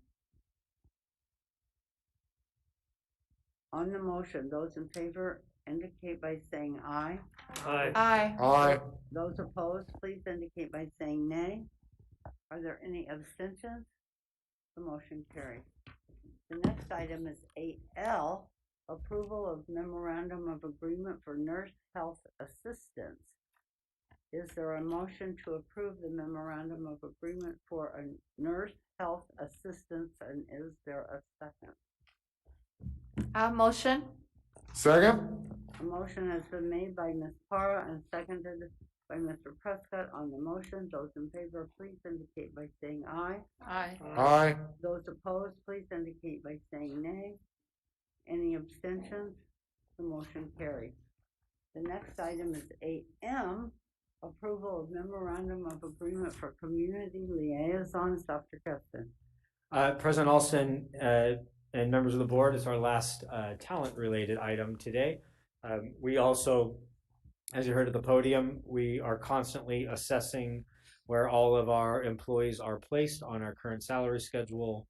And the job description that was approved during the consent agenda obviously will be in place for next year. It increased some of the requirements, but as a part of that, we're also placing community liaisons on a different scale. So there'll be improved pay as well. But on top of that, one of the big roles of a community liaison is that they do home visits and home deliveries. And in the previous job description, a driver's license was not required. In the new one, it is required. But in the MOA, it gives a grace period to help these employees get their driver's license. And so this MOA is just also gives the grace period where we can help employees fulfill this critical function of their job. So with that, we recommend approval. Thank you. Is there a motion to approve the memorandum of agreement for community liaisons, and is there a second? So moved. Second. Who was the? Okay. A motion has been made by Mr. Marquez and seconded by Mr. Prescott. Is there any discussion on the motion? Those in favor, please indicate by saying aye. Aye. Aye. Those opposed, please indicate by saying nay. Are there any abstentions? The motion carries. The next item is item 11A, discussion of the Phoenix Union redistricting process with potential action. Dr. Gustin. Yeah, good evening. Again, President Alston, members of the board, as we transition to redistricting, just want to note, I think, an important item tonight for you all. We noted this item. It says discussion of redistricting with potential action. Our initial timeline was that the governing board in March would approve the maps, and then we would start the process to send those to Office of Civil Rights and the county, et cetera. We put potential action just in case you feel like you've all seen enough and want to make a decision tonight. That would be a month ahead of time, so there's no rush. But we just wanted to bring to you the maps as they existed, the new maps that were created, and have the board have a discussion tonight. And again, the initial timeline was that next month would be the actual action, but tonight this gives you the option to do so. With that, I will turn it over to our General Counsel, Eileen. Good evening, President Alston, board members, Dr. Gustin, and community members. Tonight, we are going to be presenting you the maps that we have toured around the district this week. I actually can't believe we're already at the tail end of this process. It feels like it was just yesterday that I was calling you from a car in San Antonio. So as you know, we've held throughout this process 10 different meetings throughout the district, 2 in each ward. The last 5 occurred this week, and we did do a presentation of a total of 7 maps.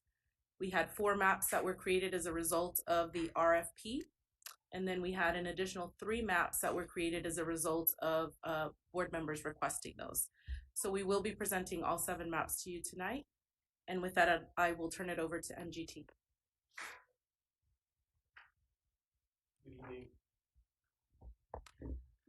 Good evening, and thank you very much for the opportunity to be here this evening. We look forward to sharing this information with you. I'm Mike Razor. I'm the Senior Vice President for MGT's Education Solutions Group, and I'm going to let Mr. Tanner, who is the project director for this project, kick off the presentation. Good evening. It's good to be back with you again. Echo what was said there, that it just seems like, you know, the first week of November was just the other day, and here we are back again. Just some quick background as we go through this. As you're well aware, in 1990, the Phoenix Union High School District entered into a consent decree establishing the 5 wards and the 2 at-large wards. As part of that consent decree, ward boundaries are modified every 10 years after the United States Census comes out, in order to look at how the population has shifted and make sure that each ward is approximately the same population, or to the extent that is possible, with no more variance than 10%. As far as the process goes, the first thing we did was look at the current configuration of the wards and apply the 2020 census data to that. After doing that, then after talking with you, we created the 7 alternative maps for you to review, and then we had those community outreach meetings this week to get some feedback on that. So just want to start off looking at the current map. This is the current configuration. The colors there indicate which wards are within the district. You see the green is 1, the purple is 2, brown 3, 4 is blue, and 5 is red. This data table is the current data chart for how the configuration, the current configuration breaks out with the 2020 census data. And so you'll see there the each ward is broke out into demographic groups, both hard numbers and percentages. And you will see to the far right, that column is the total population numbers. And then looking at what the ideal population is, the new population of the district with the 2020 census data is 722,707. Dividing that by 5 to get the ideal population for each ward of 144,541. Looking at what the deviation is, we look at the smallest ward and the largest ward, and we take the difference between them, which is 13,707, and divide that by the ideal population to get the 9.5% variance. So just running through the alternatives, the first map here is alternative 1, and that map is the least change. So what is the least amount of change we could make to evenly distribute the population within the Voting Rights Act guidelines. You will see the colors still remain the current configuration of the way the wards are, and then the dark boundaries or the black lines are showing what the proposed boundaries would be. Again, looking at the data table and then also a visual representation of that data table to see that the population has been balanced, but also that the demographics hasn't significantly changed, and therefore we're within the guidelines of the Voting Rights Act. And then most importantly, at the very bottom on the right, you see that the deviation for this alternative is 1.5%. Alternative number 2, when we were here in November, one of the items you asked was to try to get comprehensive high schools, at least 2 of them in every ward. And so this alternative is attempting to do that.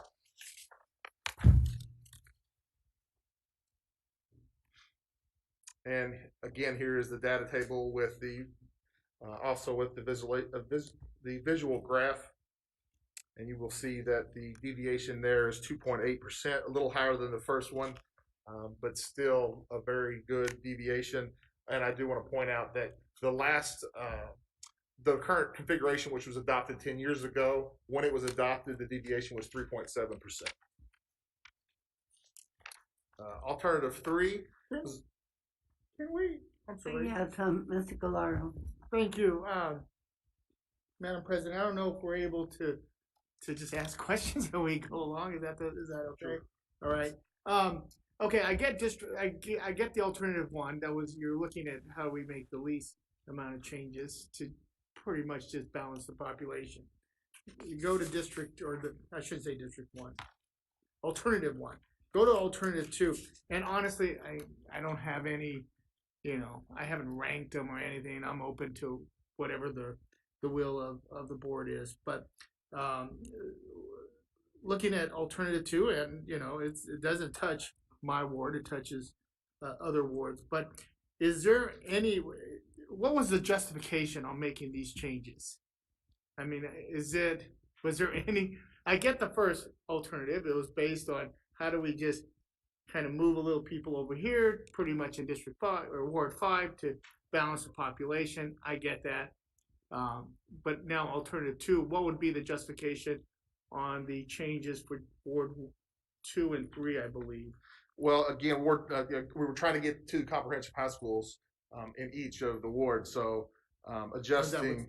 It was based on just the high schools itself. Exactly. So adjusting that northern piece of 2 so that it encompasses north there, okay, so that it has a second. So that was the basis of. Okay, perfect. And now, by the way, I'd be curious on all the different alternatives. Absolutely. you know, what was it justified? Was it, I know there was one just based on elementary schools. Absolutely. I get that. So, you know, that would be my, what's the community's interest is what I'm thinking. Absolutely. And I apologize for not sharing that to begin with. No, I appreciate it. Mr. Prescott?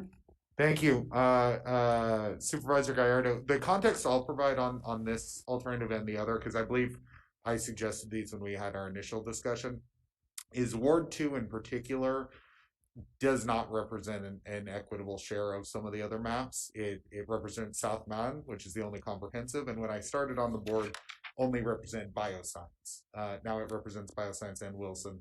And so there was some discussion about potentially shifting the lines to incorporate other schools into it. In these versions, that ended up being North. Personally, I don't think that's the right call, but and I'll talk about my thoughts later. But I just wanted to share that as part of why the request is there. And I appreciate it because I mean, always look when redistricting. How do you obtain the less confusion amongst voters if they know exactly where they're at? So I appreciate that. Again, I'm not married to any of these alternatives. I just want to put that up. And I also requested that we have a more even distribution for the comprehensive schools. It makes sense. It makes sense. I mean, okay, continue. Unless there's other questions of members. Everybody okay? All right. Yeah, and please stop me if I get going too fast. Alternative 3 was another version of adjusting those high schools, and the request was for number 3 specifically was to try to not only balance those comprehensive high schools a little bit, but some of the smaller schools and some of the smaller programs. And so specifically, it was around Franklin, and it was moving Franklin to Ward 1 so that not only did they have the 2 comprehensive high schools in Ward 1, but they also had the 2 programs, the 2 smaller schools to try to balance that a little bit better between the wards. I don't know if it's here. I have a question. Just looking at the maps, I'm seeing Hayden as kind of like an outlier for Ward 1.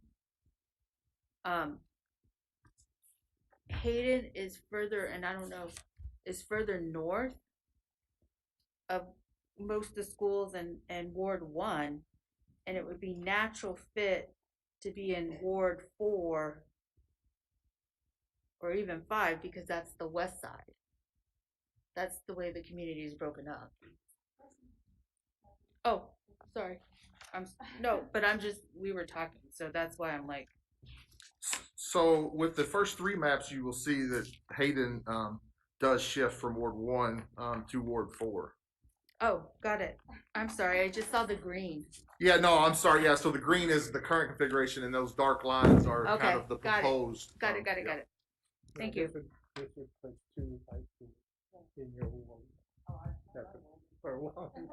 Well, whatever. You know what I'm talking. Yeah, that's makes sense. So again, looking at just the data table for alternative 3, we were able to balance the population with a 2.59% deviation, and again, not significantly shifting the demographics, and definitely not disproportionately affecting a minority group. Are we still on alternative 3? Yes. Version 2? Okay.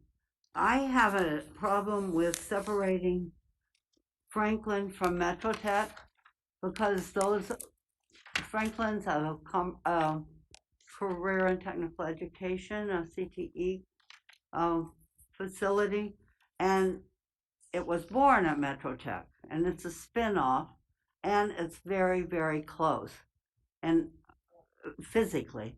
I don't know administratively if there's still a bond between those schools or not, but I think it's wise to keep the career and technical education programs together. You don't have to react to that. I just wanted to make that comment for my fellow board members. Thank you. So moving on to alternative 4. This was the alternative where we tried to match those elementary partner boundaries. And we're showing it tonight as an alternative, but to be honest with you, it's not a viable alternative, as you'll see on the next slide, because of how the boundaries of those partner elementary districts are and the populations within them. There isn't a mathematical way to get the deviation below 10%. As a matter of fact, it really wasn't even close. We appreciate the efforts. Well, I wanted to show you that we did it so that you didn't say, why didn't you look at that? Good job. So, but you see on this slide that that deviation is almost 30%. So, again, that's not really a viable option. And then going to alternative 5. Now, this one was at request of a board member, or maybe possibly even multiple board members. And the request was to get Franklin into Ward 2 and not have North in Ward 2. And then also there in Ward 5, where you kind of have that little funny, I kind of refer to it as an alligator mouth looking line there, where there's a neighborhood that is split up between the wards. It was to kind of look at that and maybe make the split based upon voting precinct and not that weird shape. So that's what alternative 5 does. And then again, looking at the data map, we were able to, or the data table, we were able to make that population even down to a 2.09% deviation, and the demographics were not substantially moved. Alternative 6, again, was a representative request. This request was, like before, looking at Franklin, keeping it in Ward 2 and North in Ward 3. But then going back and looking at all of the voting precincts and making sure that none of the precincts were split between wards, so that this map goes along precinct lines entirely, so that there's not one precinct that's in 2 wards. Again, the data table, it's at 3.4% deviation, which is a little higher than the rest so far. But that being said, it's still quite good, well within our guidelines, and again, less than 3.7 that was adopted 10 years ago. And then again, the demographics aren't significantly changed. And then the last alternative, alternative 7, the request on this one and how the map was built was, because the entirety of the district is majority Hispanic, it was asked to see what it might look like, or if it would be possible, so that the map could be drawn so that every ward was a majority Hispanic. And so this was the result of that. And you can see it's significantly different than what is current configuration. And then looking at that data table, you will see there, when you look on the percentage of Hispanic, it's each ward is a majority in that ward. Hispanics are a majority in that ward.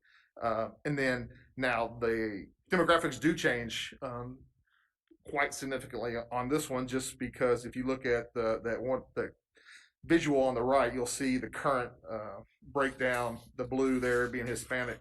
You see where it jumps up to now being a majority. And of course, by adding Hispanics to that ward, Ward 3, you're taking Hispanic population out of all the other wards, so they come down some, but none of those lose their majority. And again, the deviation is at 3.4%. And Madam President? Oh. Yes, Mr. Oh, Gordon. Madam President, so this was number 7 is very interesting. I think I will weigh in now. I'm probably the least favorite of mine. This was based on voting age population. Did we look in terms of citizens voting age population? This is total population. Have we looked at CVAP numbers and what tests have been made? I guess if we're going to look at something like this, I'd like to look at more tests in terms of how this would perform. It's easy to make Hispanic population. It means nothing if you can't get a Hispanic elected.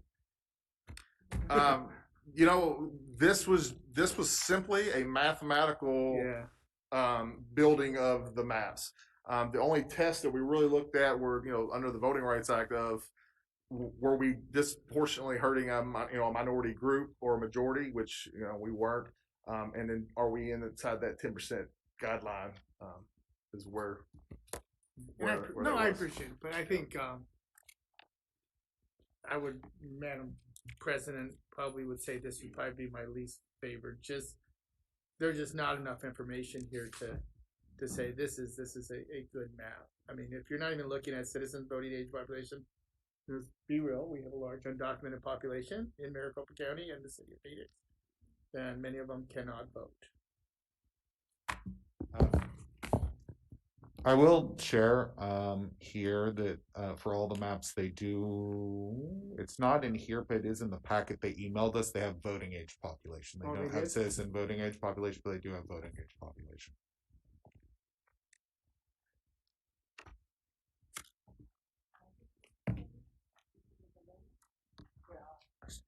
Why is it store? Yeah. Why is it the least favorite? Because of the we want to look at who has the ability to vote in those districts. You look at one voting age population, not just citizens, not just population. Well, yeah, is one, and voter participation. You look at who's voting. So can we make a map? I mean, if there's other tests you can do, to really check the viability of a particular thing. So is there a possibility, as the discussion is going on, to make that type of map? What we were just discussing there, when you look at the census data, they do not ask whether or not you're a citizen or not. So that data is not, We're asking for voting. We're asking for the voting patterns. So we could definitely provide you the voting age population. As far as voting patterns, we could look at what that looks like. Yes. Yeah. From a different data source. Correct. Yes. Okay. Okay, other comments from members?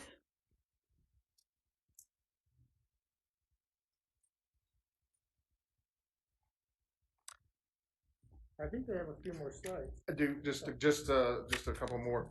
So we had the community meetings this week, and I just wanted to share with you. Again, they were lightly attended. We had 17 participants total between the 5, both in person and virtually. You can see that graph there of the ones that were preferred, which is the ones most preferred, and the ones were least preferred. Unfortunately, it kind of seemed like half of the group preferred one versus another, and then their least preferred was also, different or the exact opposite of the other half. So, and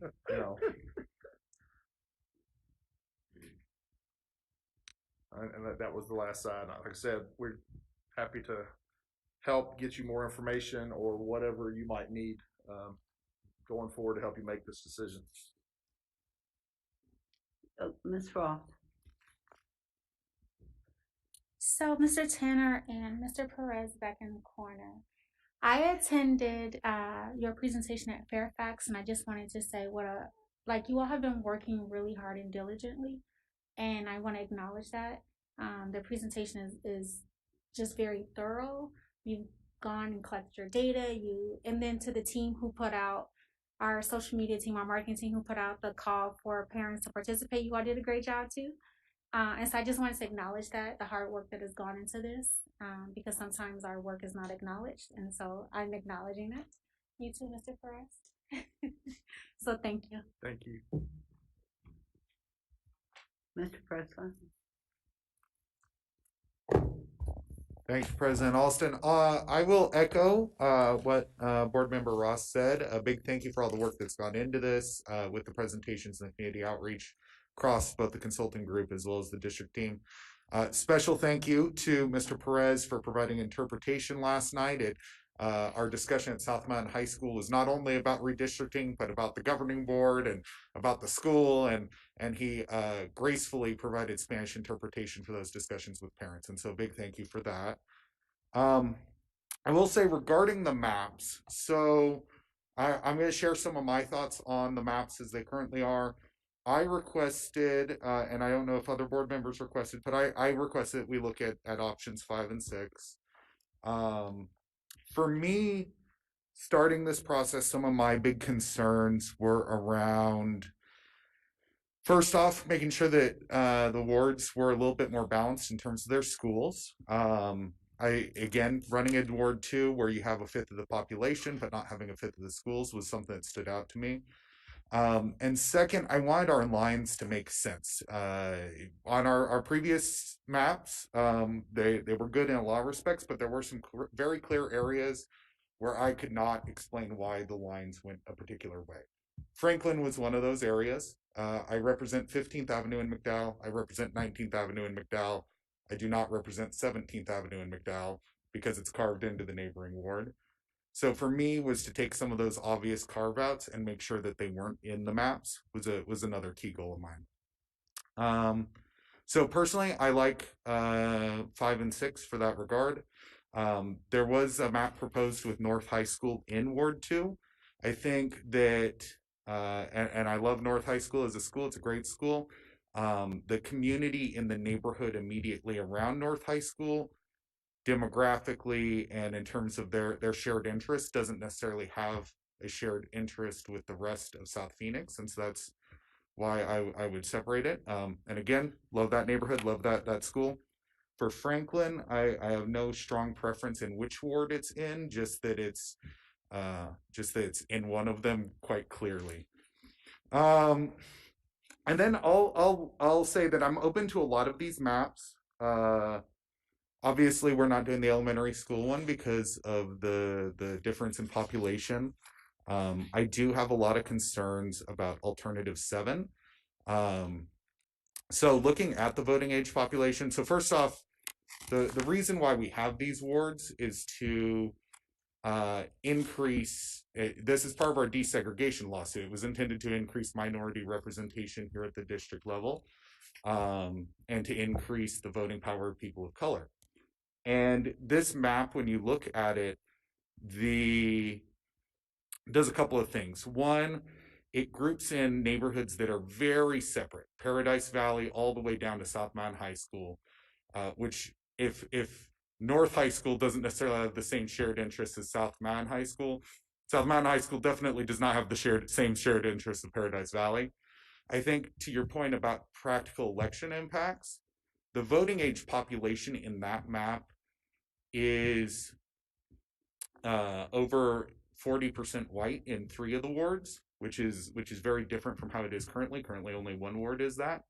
So in practice, I think it would make it more difficult for candidates of color to win, because again, that's voting age population. To your point, there's citizen voting age population. There's also then the actual voters who go out and vote, especially in something like a school board race. So I think in practice, it would make it more difficult for a candidate of color to win. I would also add that on alternative 7, one of my big concerns is that it separates out the African American community. It separates many of the historic African American neighborhoods like East Lake, and it separates them from Julian and other communities in South Phoenix. And the practical effect of that is it reduces African American voting power across the wards. Currently, there are 2 wards where African Americans have significant voting power. This would reduce it to just 1 ward. And similarly, it would reduce the number of wards that have significant voting power in South Phoenix. Currently, there are 2, Ward 1 and Ward 2. This particular map would reduce it down to just one ward that is based in South Phoenix and instead transfer that power to Central Phoenix. So I'm open to looking at all of these different maps. For me, my preferred option would probably be 6, although I'd also be open to 5 or even 1 for that matter. But yeah, I think the ones that I am personally have a lot of concerns about would be option 7 and option 4. Thank you. Madam Chair. Ms. Pearl. Yeah, I just want to echo my colleagues' concerns with map 7. I think I mean I currently represent Ward 3, obviously very proudly represent my constituents in Ward 3, but I do believe, and I very strongly agree with my colleague, that it does give voters in my district now potentially control of 3 wards instead of the 1, and that to me is a huge issue when it comes to representation. I think we have proudly Phoenix Union has a diverse board because we have the maps and because of our history with these maps and how they've been drawn. And so I would steer us away from the map 7.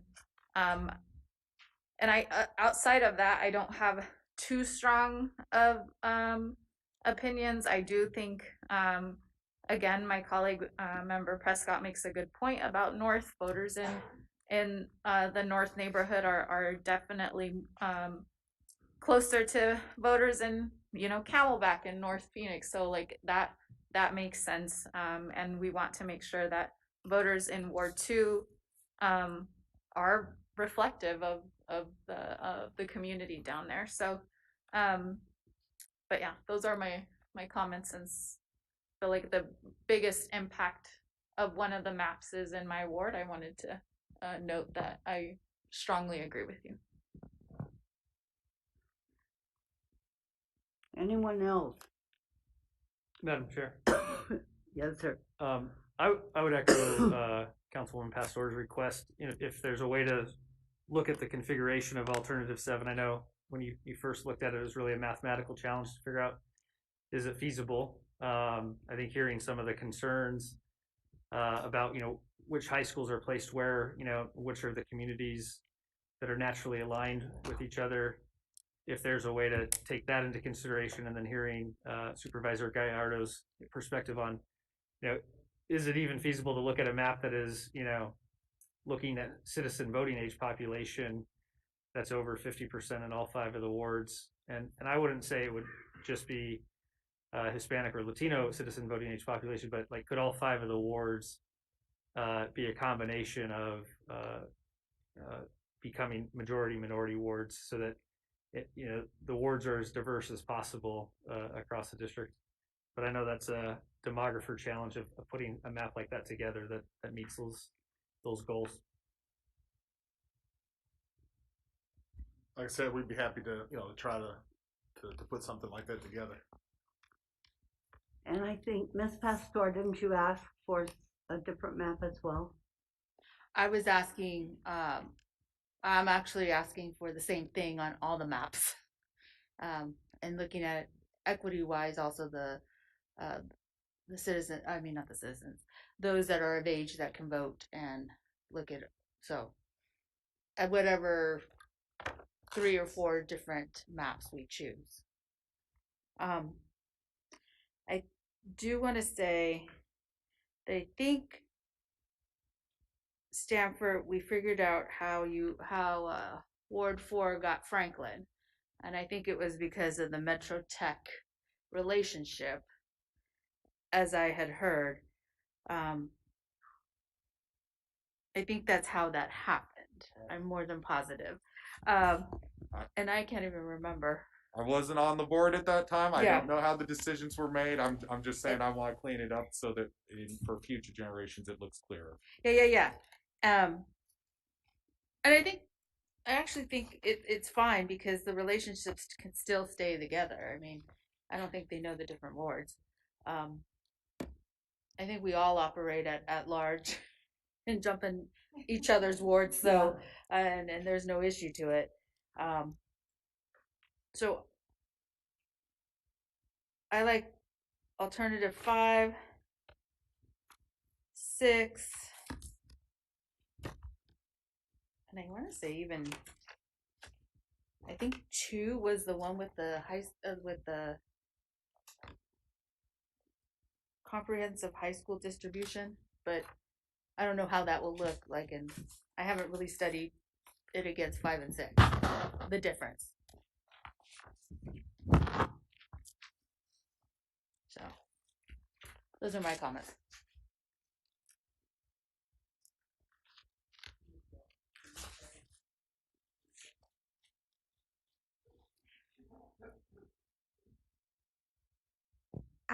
I lose one of my campuses in all of the maps, and so that's the first thing I noticed.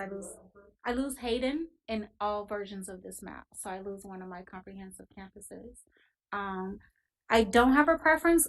I am against 7, thanks to Stanford educating me. I mean, I did get some education yesterday, about a little education about 7 yesterday, but Stanford just dug a little deeper. So thank you. So I'm against 7. But I don't have a preference because outside of losing Hayden, one doesn't drastically change. I don't have a preference besides not 7.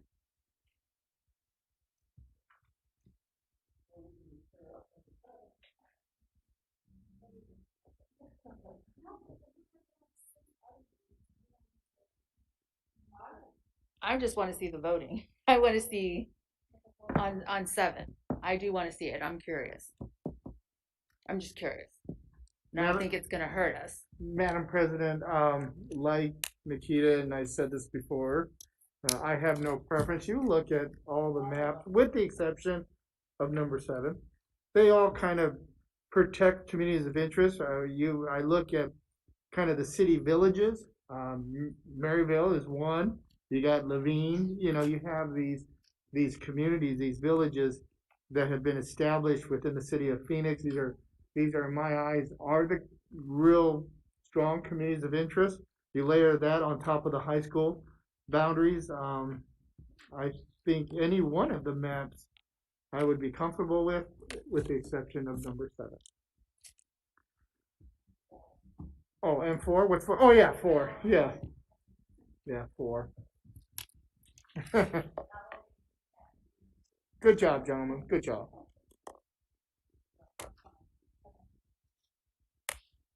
Anyone else?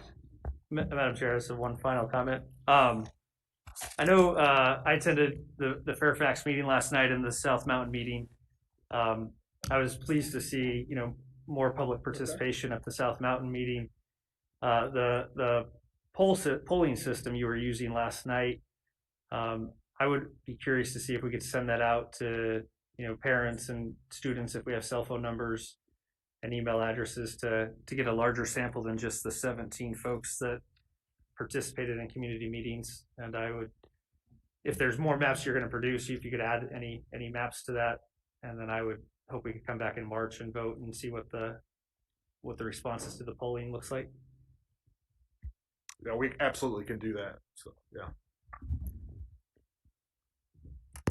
President Alston, I did want to point out that we have set up some follow-up meetings with each board member individually again, because we thought if anything came up during this meeting that you wanted us to follow up on. So before your March meeting, we do have meetings set up with you individually again. Okay, anyone else? I think we're not ready tonight to make a decision because we want more alternatives. Mr. Gallardo. Thank you, Madam President. And just my own curiosity on really all the maps.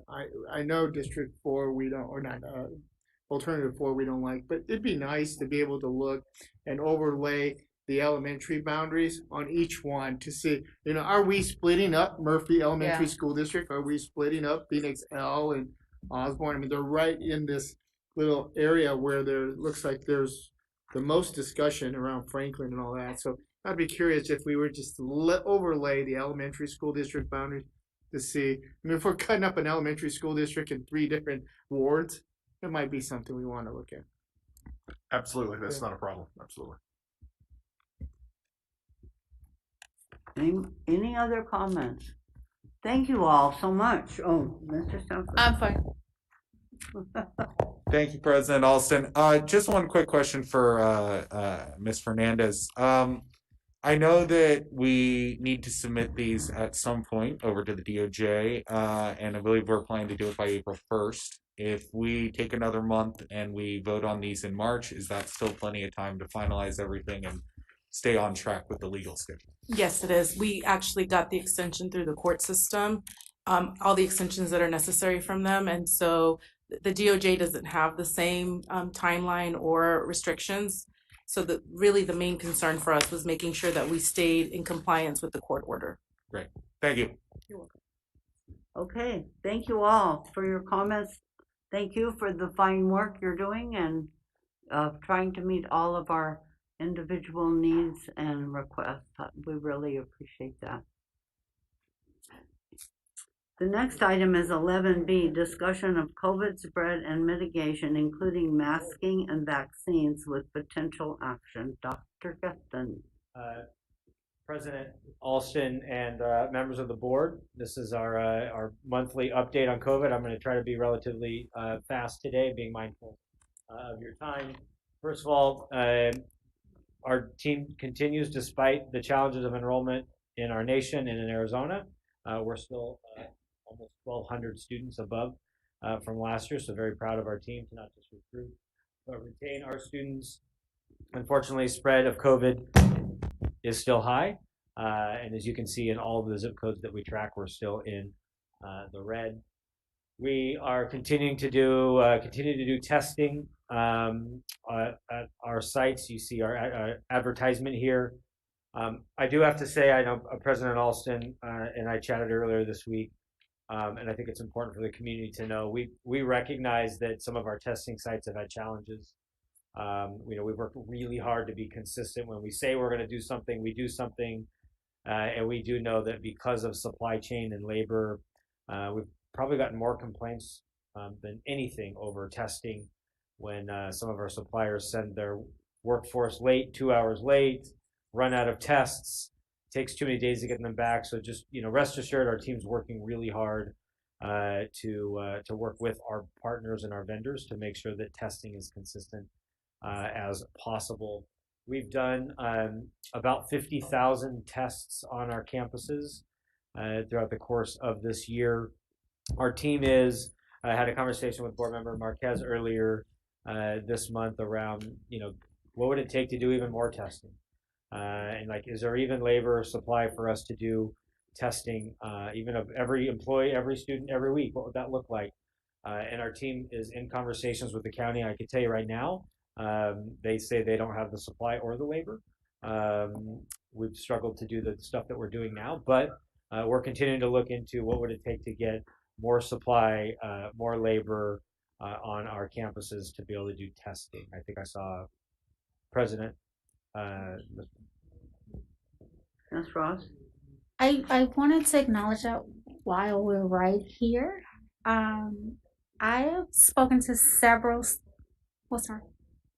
Council Vice Mayor, do you mind hitting his mic?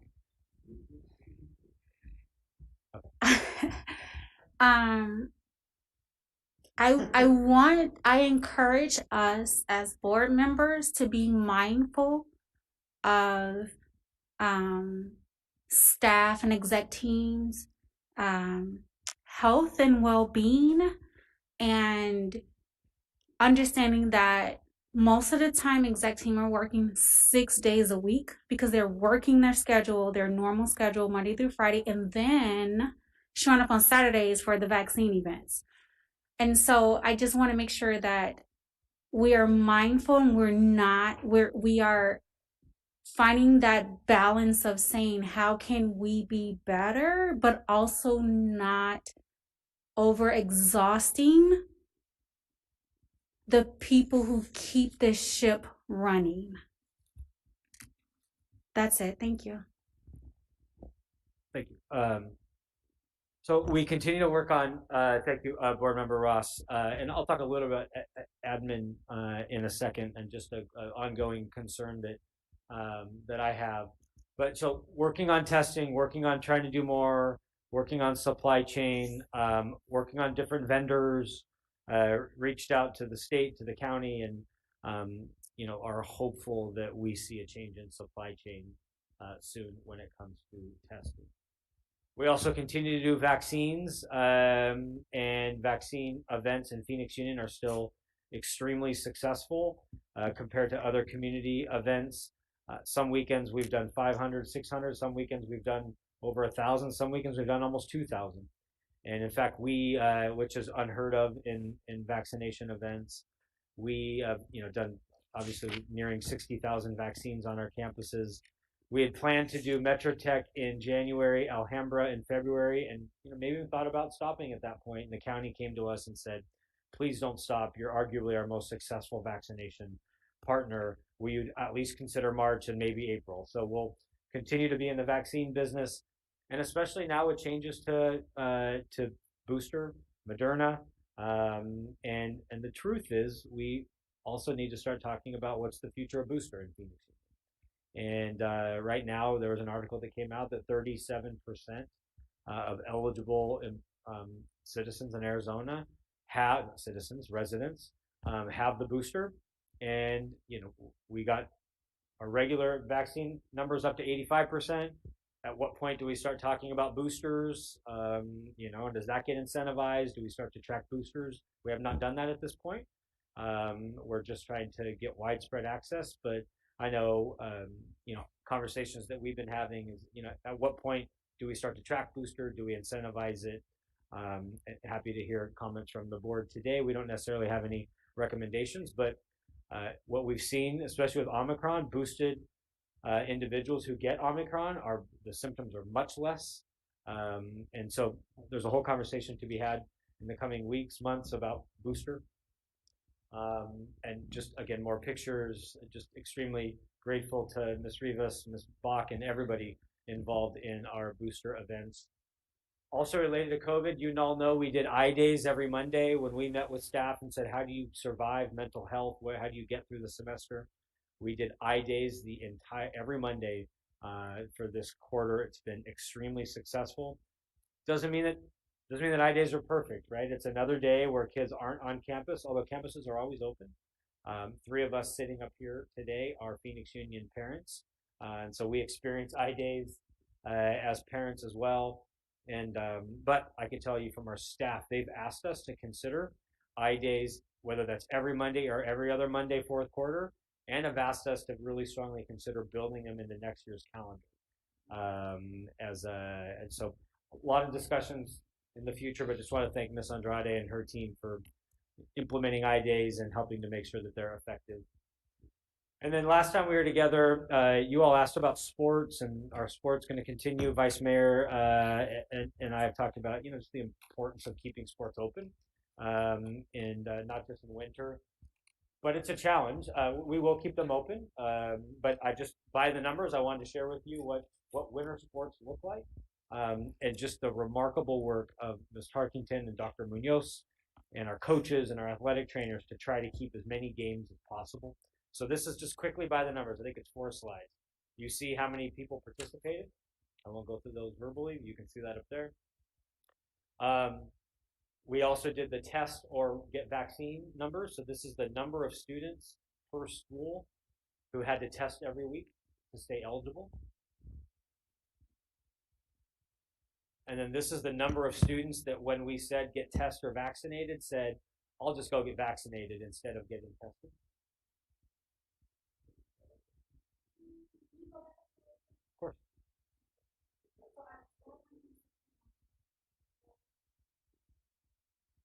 Oh yeah. Yeah, so yeah,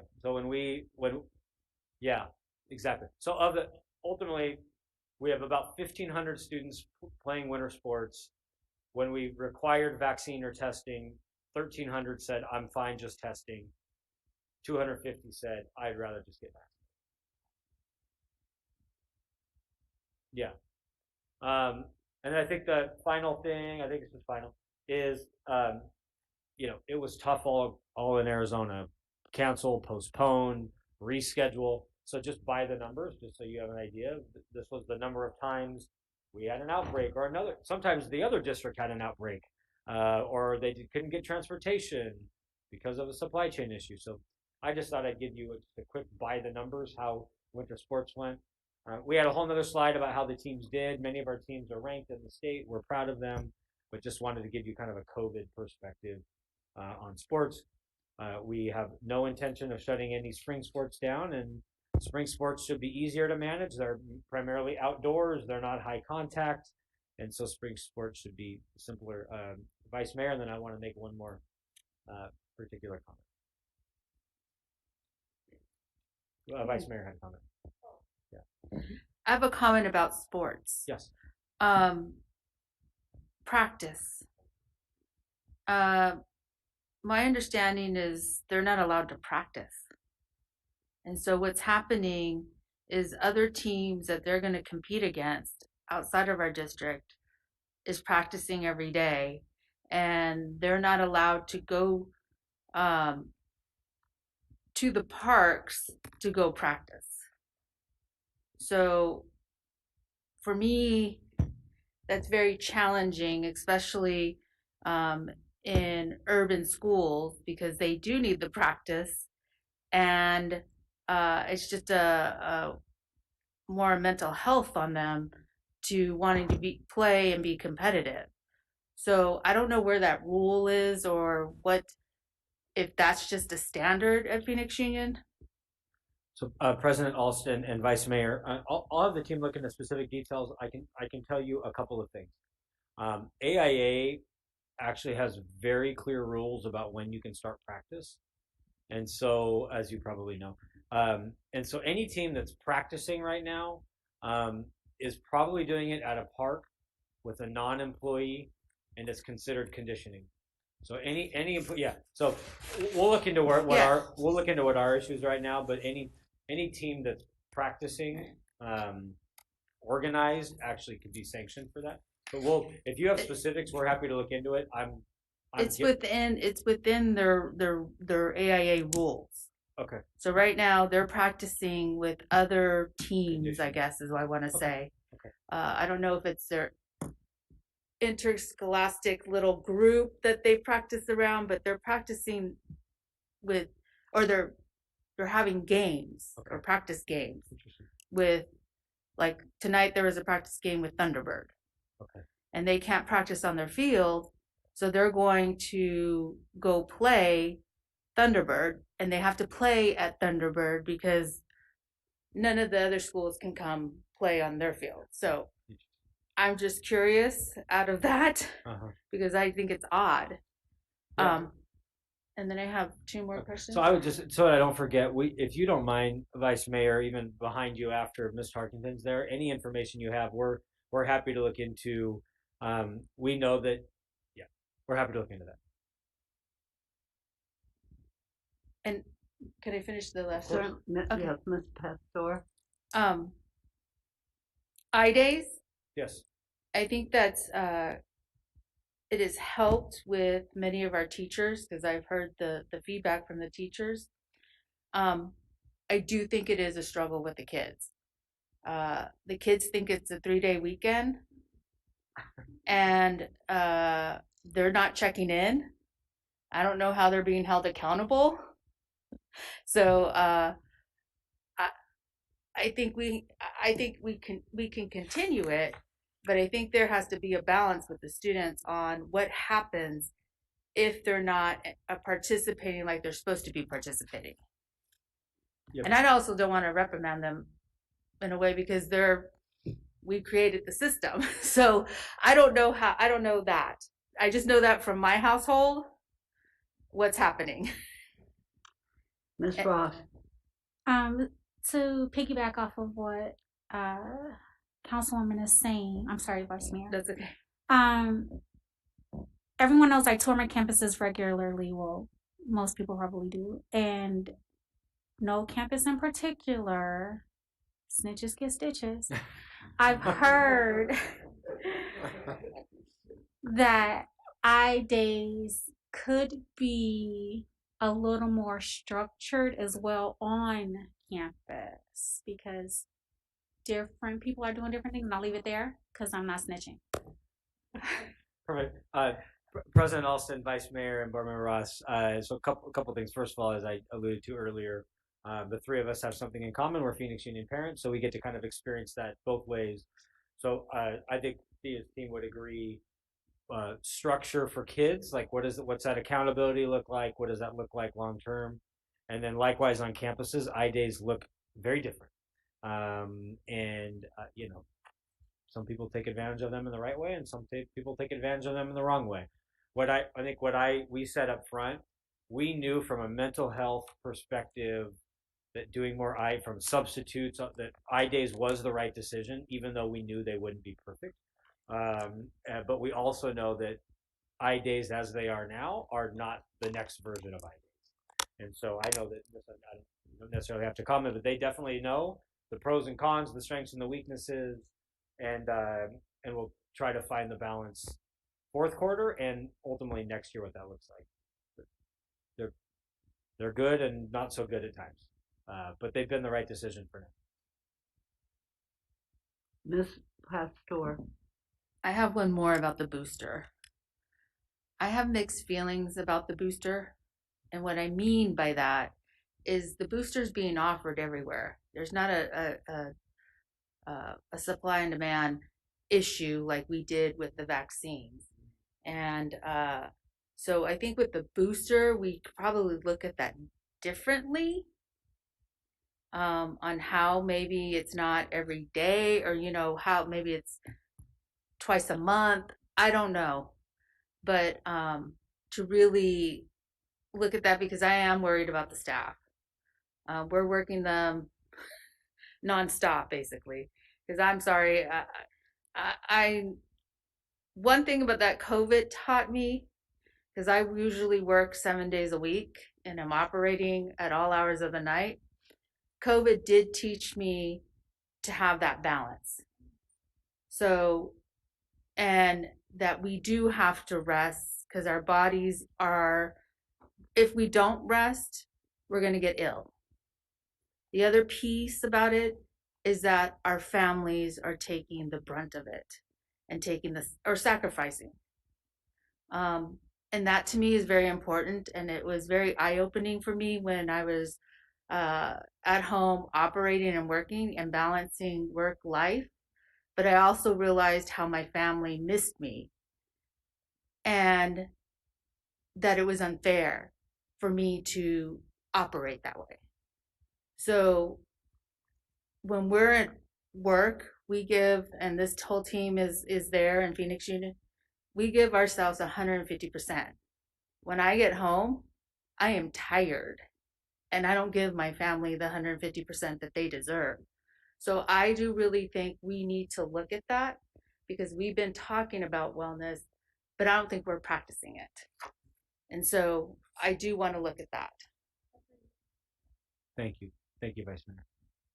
So I think maybe related to that, I think my last comment, and then happy to take any other thoughts from the board.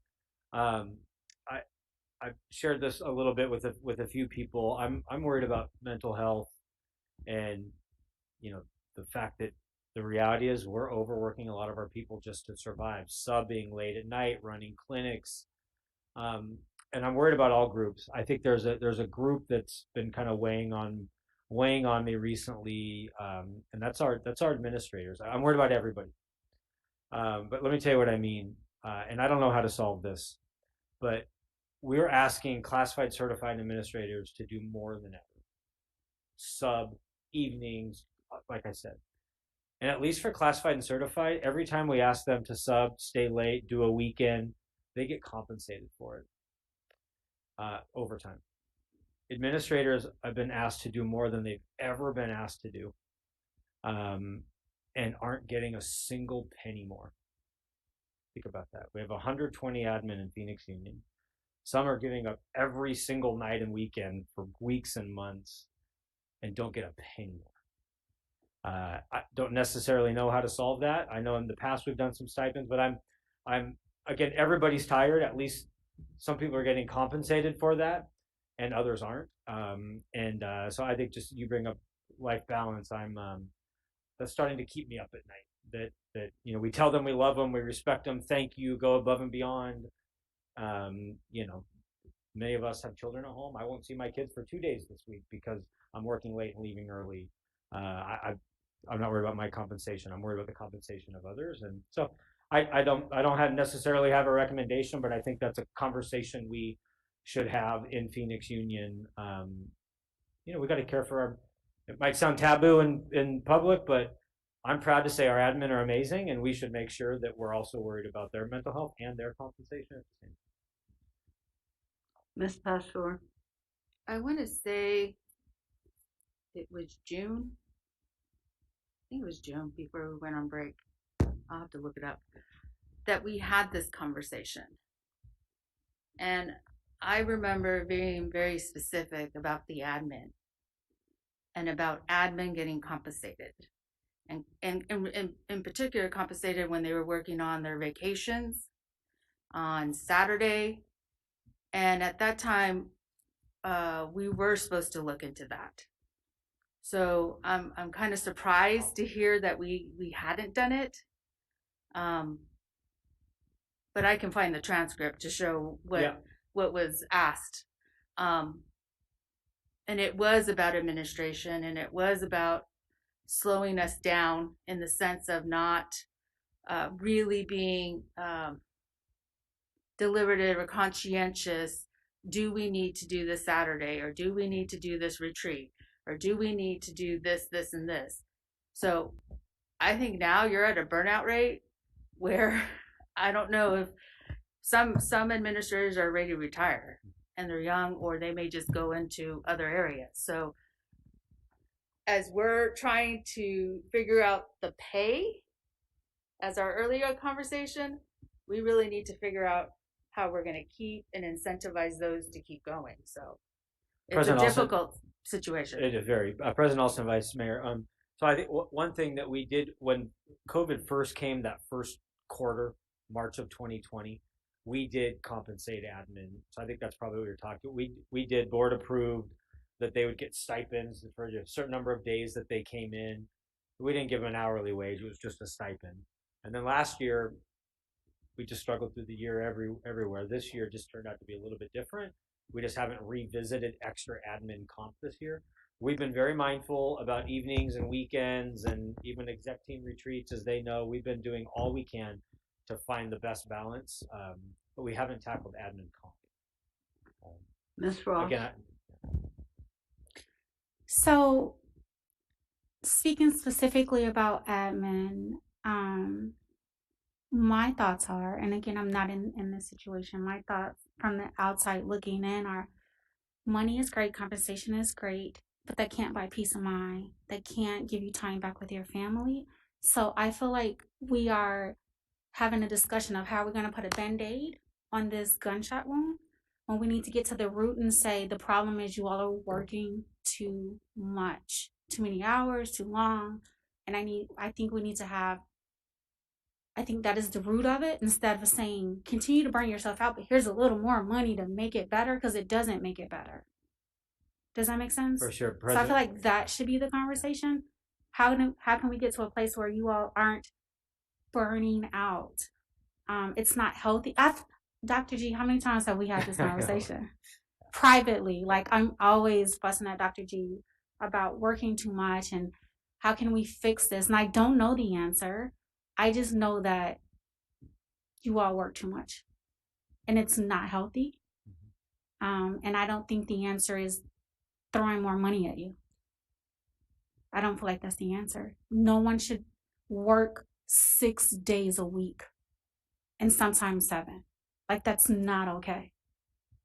And we definitely should not be asking, how can we do more and add more to their plates? We should be trying to figure out how to support you all and get you to a place where you're not just constantly going, and it's not okay.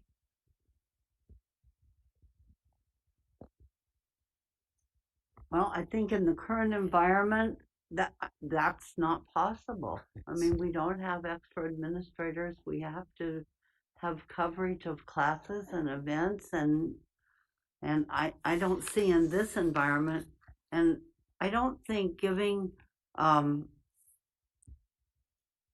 dollar award to people who are working extra hard is throwing money at the problem.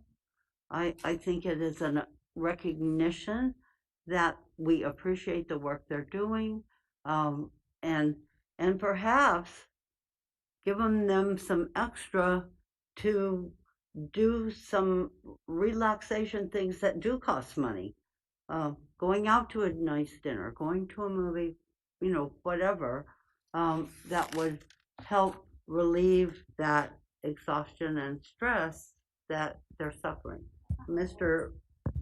Prescott, you had something to add? Yes. Thank you, President Alston. I will just echo the concern expressed by Board Member Ross. I do think I'm not opposed to compensation and taking a look at that.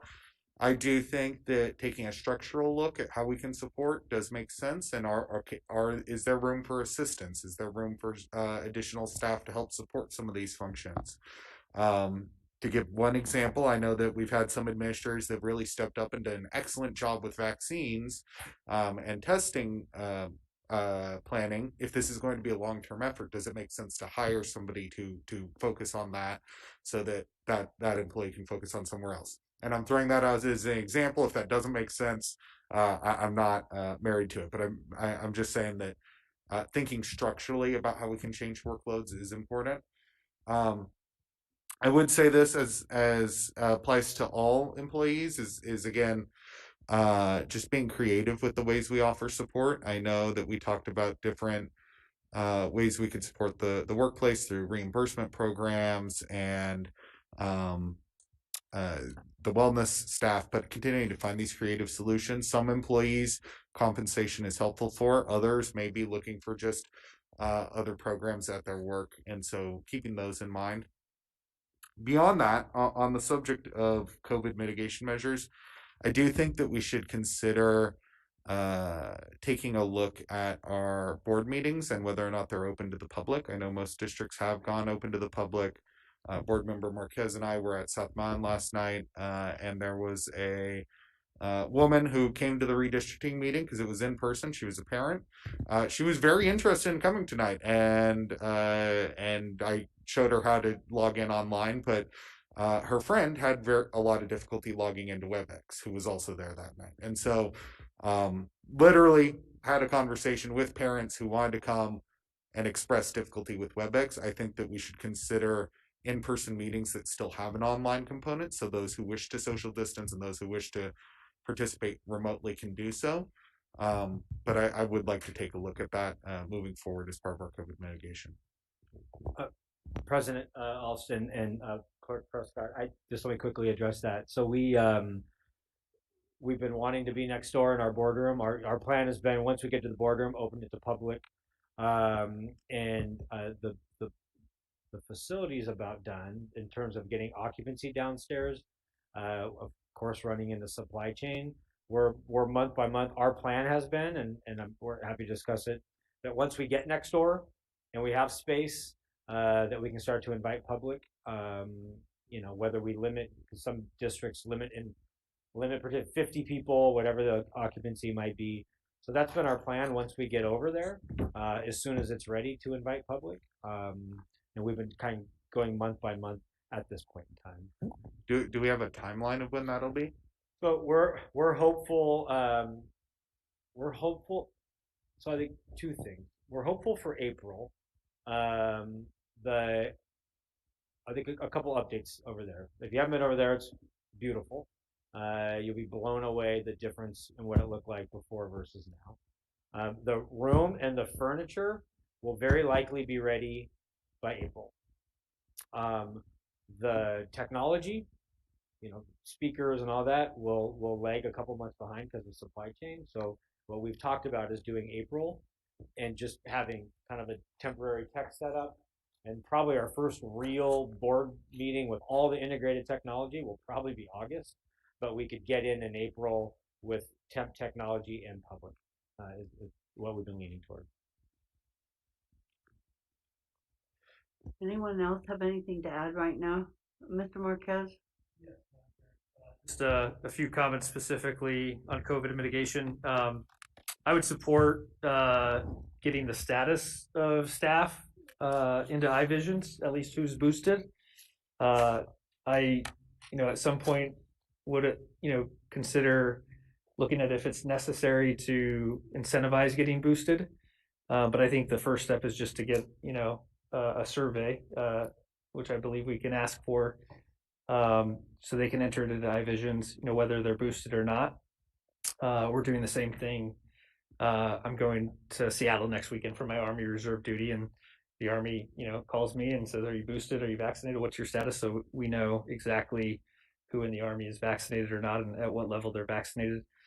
I think for the rest of the board, I looked at the what Los Angeles Unified School District is doing right now.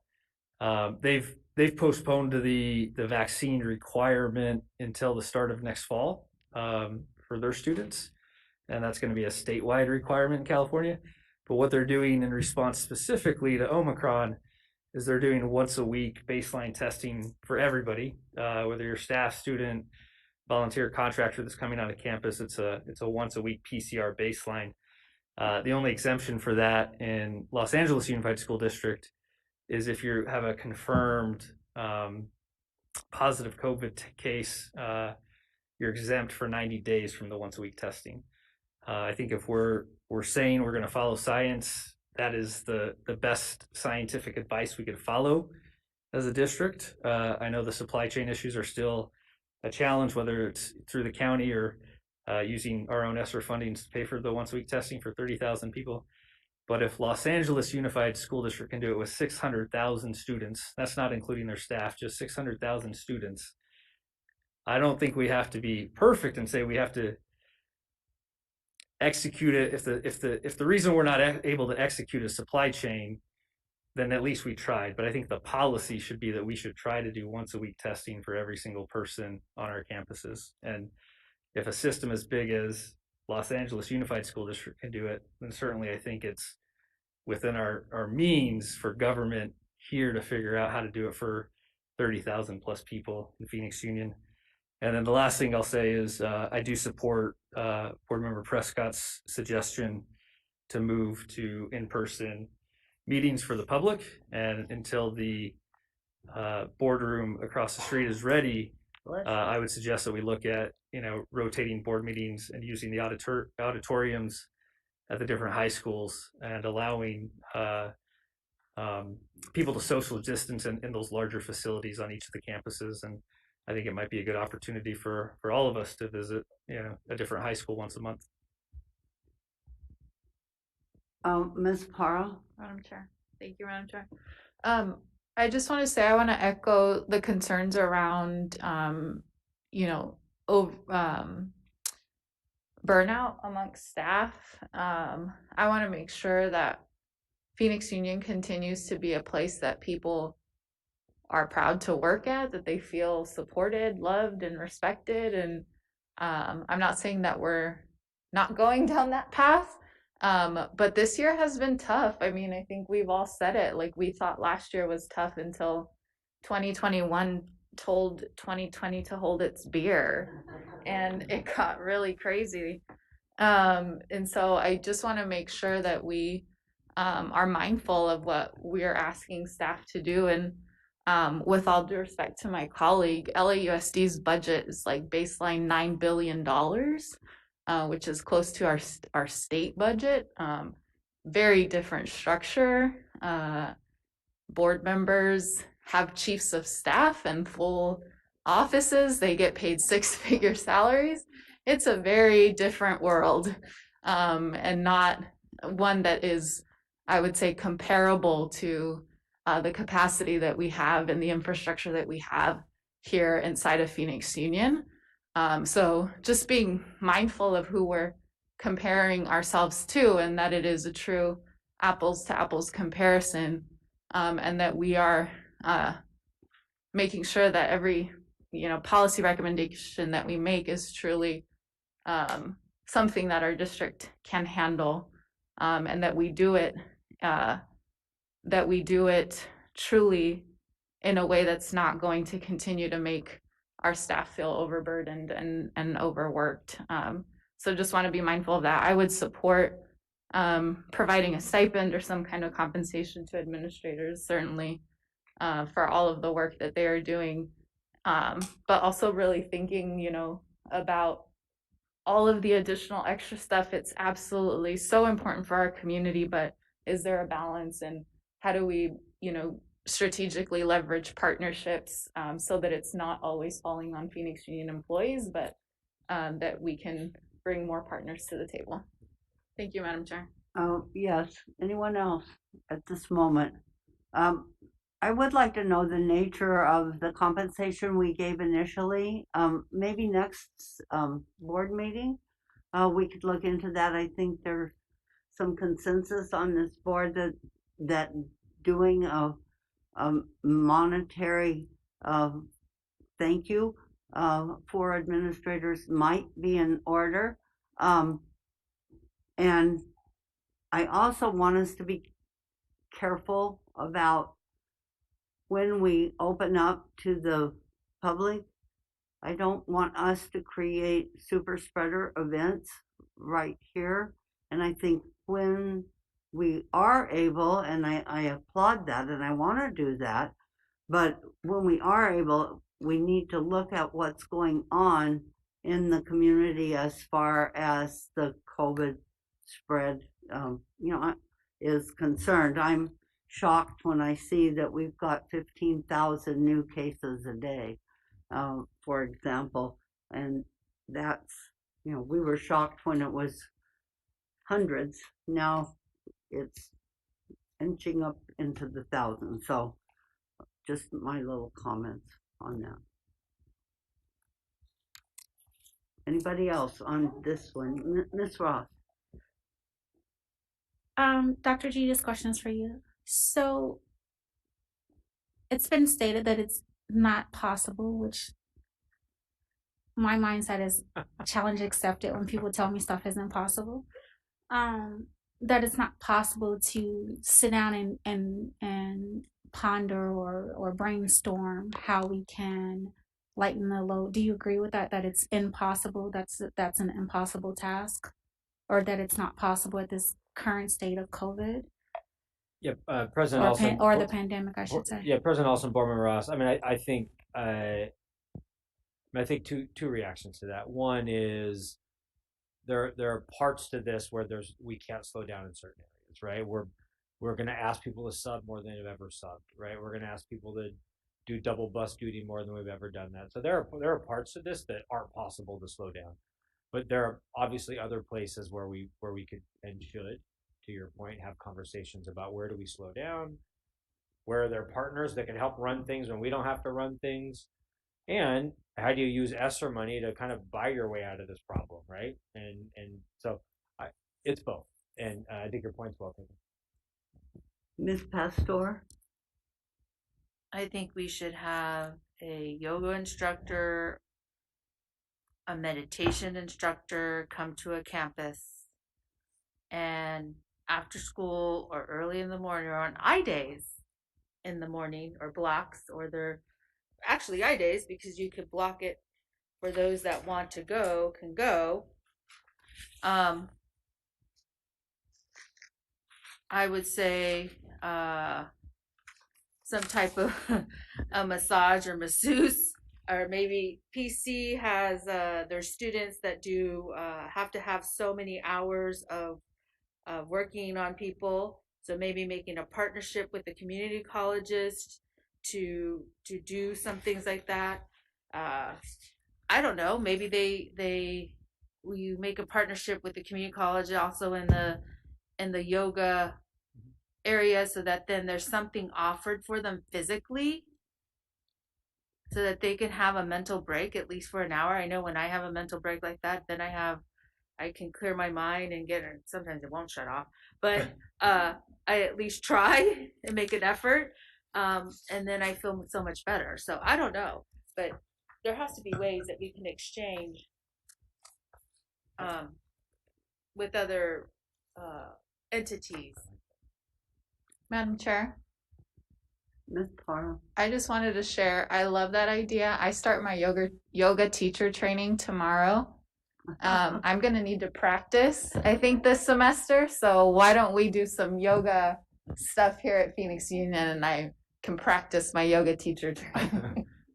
President, in all seriousness, tonight the board approved the 2 wellness managers, and one of those is around physical wellness. So there's the mental health, but there's physical, and that's a part of that role. Is to start to think about programming for our staff. So I think we took a good step tonight. And Okay, have we exhausted this discussion? We're exhausted. I'm total. exhausted by this discussion. Okay, the next item is 11C, discussion of the Arizona aggregate expenditure limit with potential action. I've heard more about this than I want to. Dr. Gustin, For sure. Go for it. So first of all, I apologize to the board and the broader community. It's a long meeting. I do want to point out that our meeting in January was only an hour, so sometimes we go long, sometimes we don't. I promise we're doing our best. So we have really 2 other items tonight. This one is on the Arizona aggregate expenditure limit that looms large down at the Capitol. Just wanted to create space for the board tonight to talk about it. Ms. Salaya, of course, can answer any questions, although you may already know all the answers. You know, it's $46 million for Phoenix Union. That's not pennies. That would have a huge impact on us in a state trying to keep schools open. Seems strange that we're threatening not to keep schools open in a state that says education and educators matter. Let's make sure they're paid well, that we're not taking steps to ensure that that continues. And ultimately, it's in the hands of the legislation and the legislators, unfortunately. The senator knows that very well. But we just wanted to, any questions you have for us? And then this says with potential action, the board wants to take action, work on a letter, work on a resolution, work on, there's any action that the board feels like we should or could be taking. We wanted to create space for you all. Mr. Prescott. Thank you, President Alston. Dr. Gesson, on the subject of potential action, is our district lobbyist currently working on this issue at the Capitol? Yeah, President Alston and members of the board, yeah, we're in contact every single day about this particular issue and other issues, of course. So yes, it's definitely front and center. As you know, it's a challenging issue because based on what's happening down at the legislature, a couple things are happening. One is it's ultimately going to take bipartisan. It's going to take people on both sides of the aisle to vote on this, and that doesn't happen very well at the Capitol. And even inside single parties, there's not a lot of consensus on this, and so that's one of the big issues. But we also do know that this is an issue that impacts every zip code in every school district, red and blue. And so, in all the interviews that we hear of the governor, it's that they'll work on it and solve it, but we're worried they're not going fast enough. And ultimately, as we work with our lobbyists and think about what's happening downtown, part of the question becomes, how is it solved? And what compromises have to be made? And is there a potential long-term negative effect on what the solution is? So ultimately not sure. And as Senator can probably lean in, a lot of people are talking about it, but there are a lot of people not talking about it and ignoring it, not taking action, which is kind of why we wanted to bring it to the board to say, is there anything we could or should be doing? But top priority for our team. Well, the Democrats on the Senate side were each taking a day getting up to talk about how their own districts would be affected. And the senator from District 11 just gets meaner and nastier every single day. And so my day was supposed to be last Tuesday, and I got a call saying, don't do it. We think we're making them more angry by bringing the subject up every day, and it might be counterproductive. So I didn't get to talk about what could happen with us here that day. That day may come back to me, and I'll be ready to share that information. But there was a little bit of hope, as one of the senators who's thought to be a little more moderate and has served on a school board himself in the past, said this will get worked out. But as Dr. Gesson said, there might be the strings, there probably will be strings attached that could be so severe that we couldn't accept those strings. So I think it's a really dangerous situation, and I think it could very well happen that they will not raise the cap. So they're talking, the folks who are against it, are talking about how afloat we are with money in the public school system. It is my opinion that they're wanting to put public district schools out of business because charters are not affected by the cap. So stay tuned, but I don't think we should be making any big spending plans right away. Ms. Parle. Thank you, Madam Chair. Dr. Geston, I would say things that we could do. I would highly encourage us to have conversations with our friends in the business community who can potentially support here, because we work with them very closely on several initiatives as it relates to workforce readiness and getting our students prepared for life after high school. They see the value in what we offer and have been partners with us, and I think they can be really strong allies in our efforts to make sure that this does get through and makes it to the governor's desk. I think that we have to be intentional about who we team up with to have these conversations with lawmakers. Anyone else?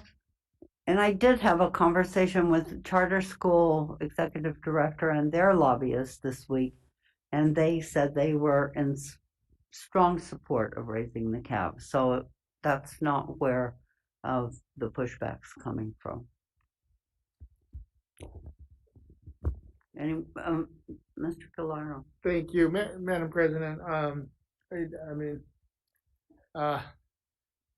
I always believe, at least at the legislature, there's two ways of doing this. One, you can win on the board with votes, or the other way is to win in the court of public opinion. And usually when you start winning the court of public opinion, that's when they fall. That's when those that are the ones that are standing in the way are the ones that real quickly start moving away, because it's the school districts in their legislative districts that are being impacted as well. If Phoenix Union can ever take a lead, it's on something like this, and to be able to continue to tell our story, to continue to tell, we have a great team here that does wonderful videos. This video for of these students talking about Black history, but that was a very powerful video. It really was. And but to continue to talk to our parents, continue to tell our stories, and to continue to talk about the importance of something like this, I think we continue to do. I would never back down just because someone got mad. I say you keep doing it and you keep telling your story, and you win in the court of public opinion, if anything. It's an uphill battle, I get it, but I would never back down. The day they told me not to speak, I'd speak even more.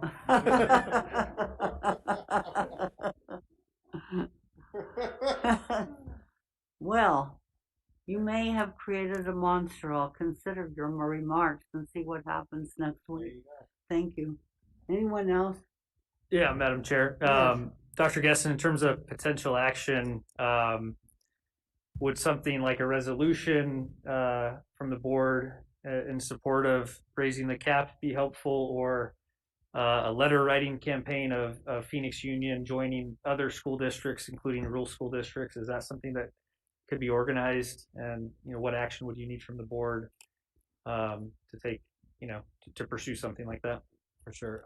President Alston, members of the board, I've definitely had a chance to speak with superintendents to try to get a sense for their boards, and they would certainly be willing and open to helping assist. You guys can do it as well, get boards and superintendents to really sign on and start to put pressure. So even if tonight you all want to, we don't have a resolution in front of you, but to take some kind of action to say, let's really reach out, draft a letter, and try to get people on the same page. Happy to do that, and happy to take the lead on that. Superintendent's I on board. think that's a great idea, Mr. Marquez. Would you like to make a motion to that effect? Sure. Madam Chair, I'll make a motion to direct the superintendent to draft a letter expressing our support as a board for raising the cap and to encourage other school districts around the state to sign on to that letter as well.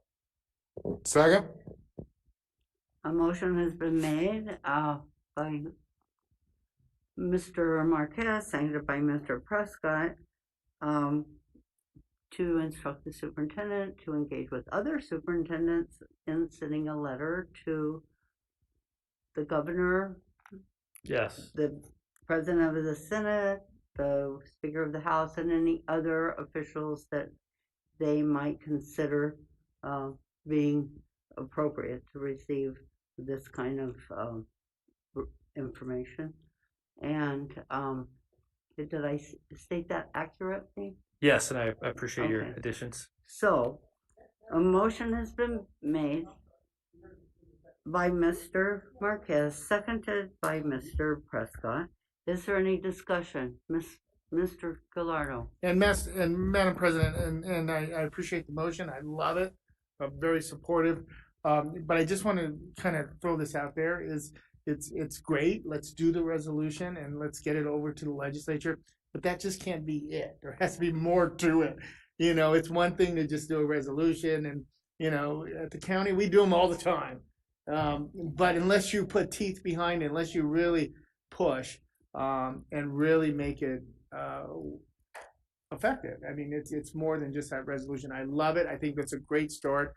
But let's look and think about what else we can do to really advocate for something this important. Because I do believe. I'm sorry. No, I got my mind going though. Give me a day to sleep on it, a night to sleep on it. But I do like it because it does. I think a lot of our feeder schools and a lot of the other school districts, they look to Phoenix Union for leadership, and they're looking for someone to step out and do something. I think for Phoenix Union to make that leap, it's once again showing great leadership, and let's do what we can. Ms. Pastor first, and then Mr. Prescott. So, I would include, or the next steps, I don't know if it'd be, we add it to the motion, but the next steps would be to speak to our feeder schools, have them join together with us, then work with other districts to join. In addition to that, to see how then we empower our students and parents and educate them on what is happening so that then they can become involved and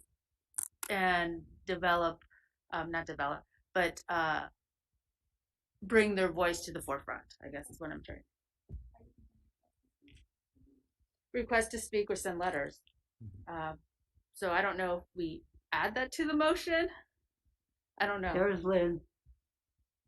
I can't remember if it's like a. Could certainly add it to the motion.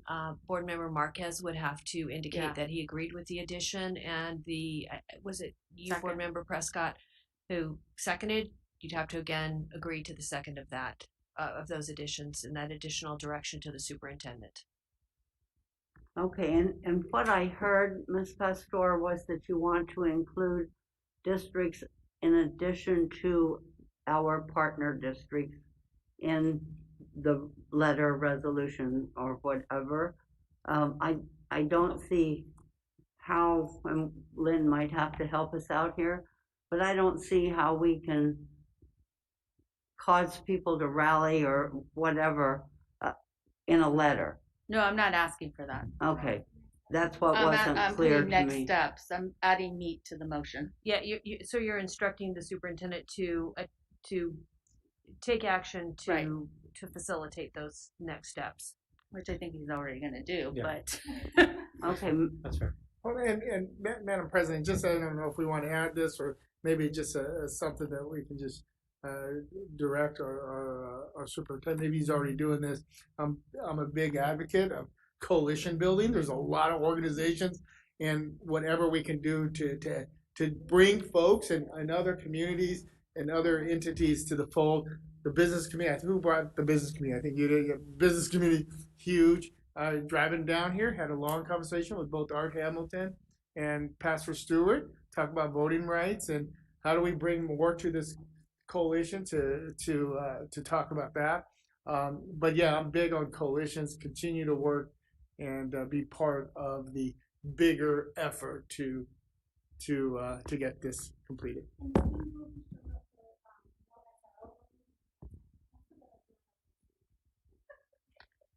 Yeah, Okay, President so- Alston too. Our team can also look into, we've got seniors studying civics and student government, studying government, and like what role could and should they play and use their votes. I accept the amendments to the motion. I do have one question for Dr. Guestin.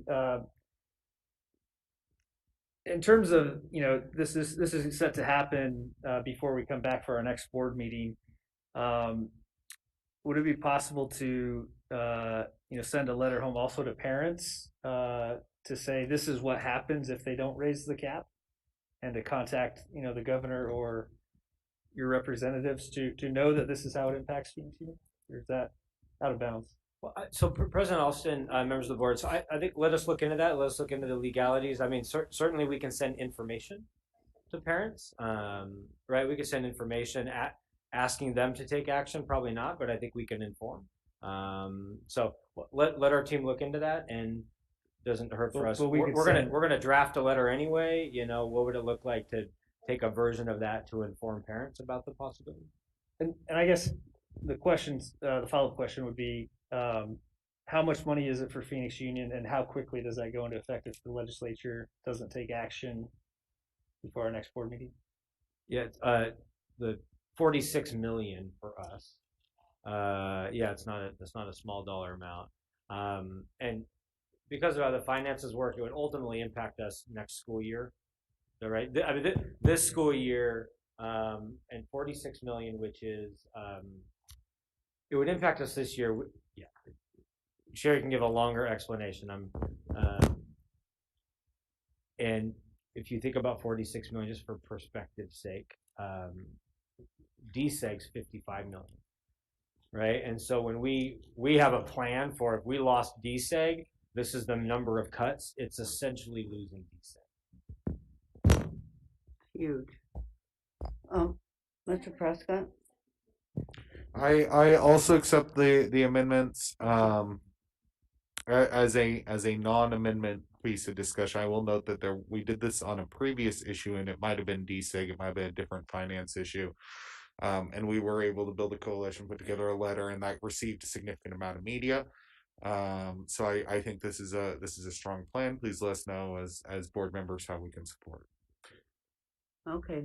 Anyone else?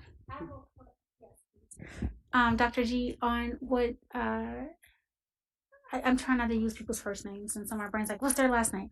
As Stanford said, we just finished discussing how there's so much on you all's plate already, and we're like, hey, also do this. So I, as a board member, am volunteering to help with this project. So please let me know how I can help. Okay. Any further discussion? On the motion, those in favor, please indicate by saying aye. Aye. Those opposed, please indicate by saying nay. The motion carries. Good work. Ms. Pastor? Oh, I'm getting ready for item D. We voted. Oh. No, D. Yeah. D. Item D. I'm getting ready. I'm getting there. The next item is 11B, discussion of Juneteenth as a holiday with potential action. Dr. Guestin. Great. I'll just turn it right back to you all, board. This is an agenda item to discuss Juneteenth. As you know, it's a national holiday. That doesn't necessarily mean that it has to be a paid holiday. It could just be an observed holiday. But of course, knowing the value of this board, I wanted to put it on the agenda for you all to talk about. Is this an observed holiday or a paid holiday in PXU? I'll turn it back to you, Senator, to a very eager Vice Mayor. Ms. Pastor? I actually would like to make a motion, and I would like to make a motion to have a paid Juneteenth holiday. I second. A motion has been made by Ms. Pastor and seconded by Ms. Ross to have Phoenix Union create a paid Juneteenth holiday. Is there any discussion? President, just for the record, just so we're clear too, that we would treat this like 4th of July. So if it lands on a Saturday, it's a Friday. If it lands on a Sunday, it's a Monday. So just Okay. Anyone else? Any discussion? All right. On the motion, those in favor, please indicate by saying aye. Aye. Aye. Those opposed, please indicate by saying nay. Any abstentions? The motion carries. Good job.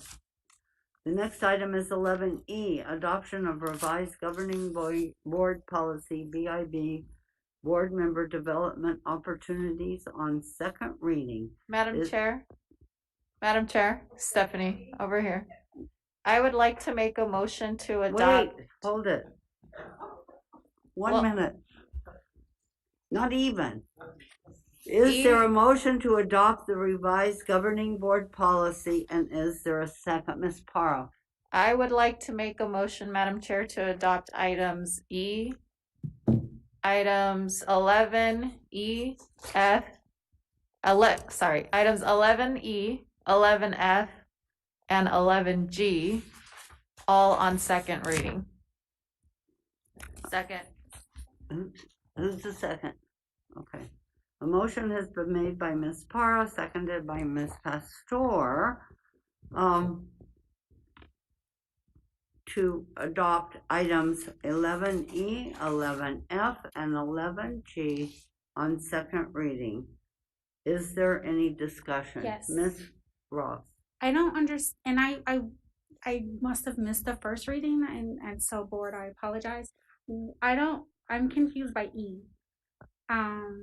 So it's saying like we as board members can attend trainings, but paid trainings can't be if we're, and this is this random list of 7 things. Like what triggered this? yeah, President Alston, Board Member Ross. Unfortunately, the statute changed, and this is just simply aligning it to the law. Okay, all right, thank you. Yeah. Okay. On the motion, those in favor, please indicate by saying aye. Aye. Those opposed, please indicate by saying nay. Any abstentions? I abstain. You're abstaining? Mm-hmm. Ms. Ross is abstaining. The motion carries. The next item is 11H, approval of revised governing board policy DJ, purchasing. Is there a motion to approve the revised governing board policy on first reading, and is there a second?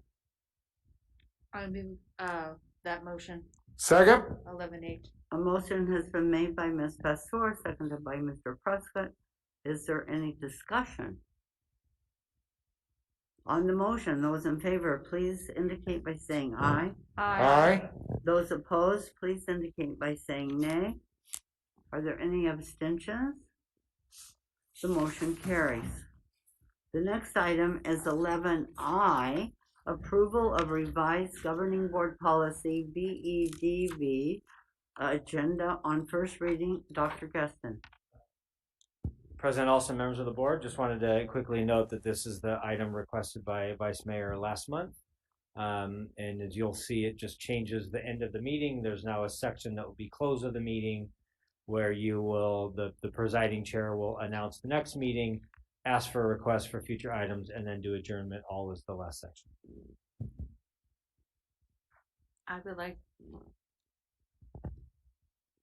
I would like to make the motion of 11I. Second. A motion has been made by Ms. Pastor, seconded by Mr. Prescott. Is there any discussion? Mr. Prescott. Thank you, President Alston. Just to confirm on this, I like this idea, and I know some other districts haven't.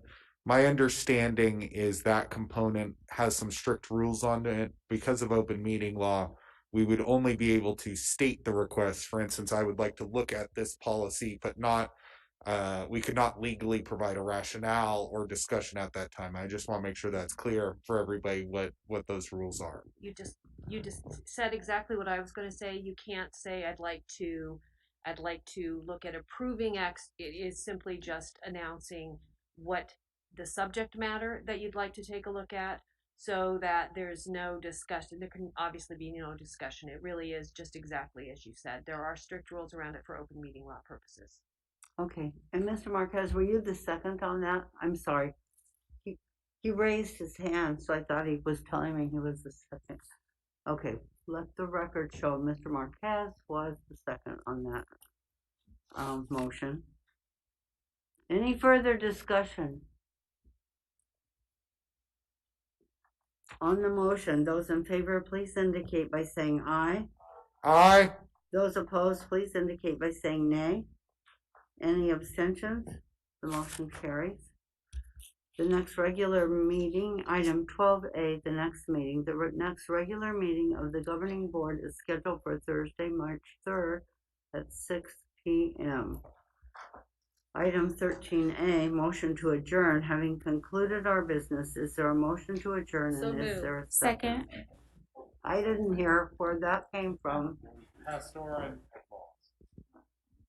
Motion has been made by Ms. Pastor, seconded by Ms. Ross. On the motion, those in favor, please indicate by saying aye. Those opposed, please indicate by saying nay. The motion carries. We are adjourned.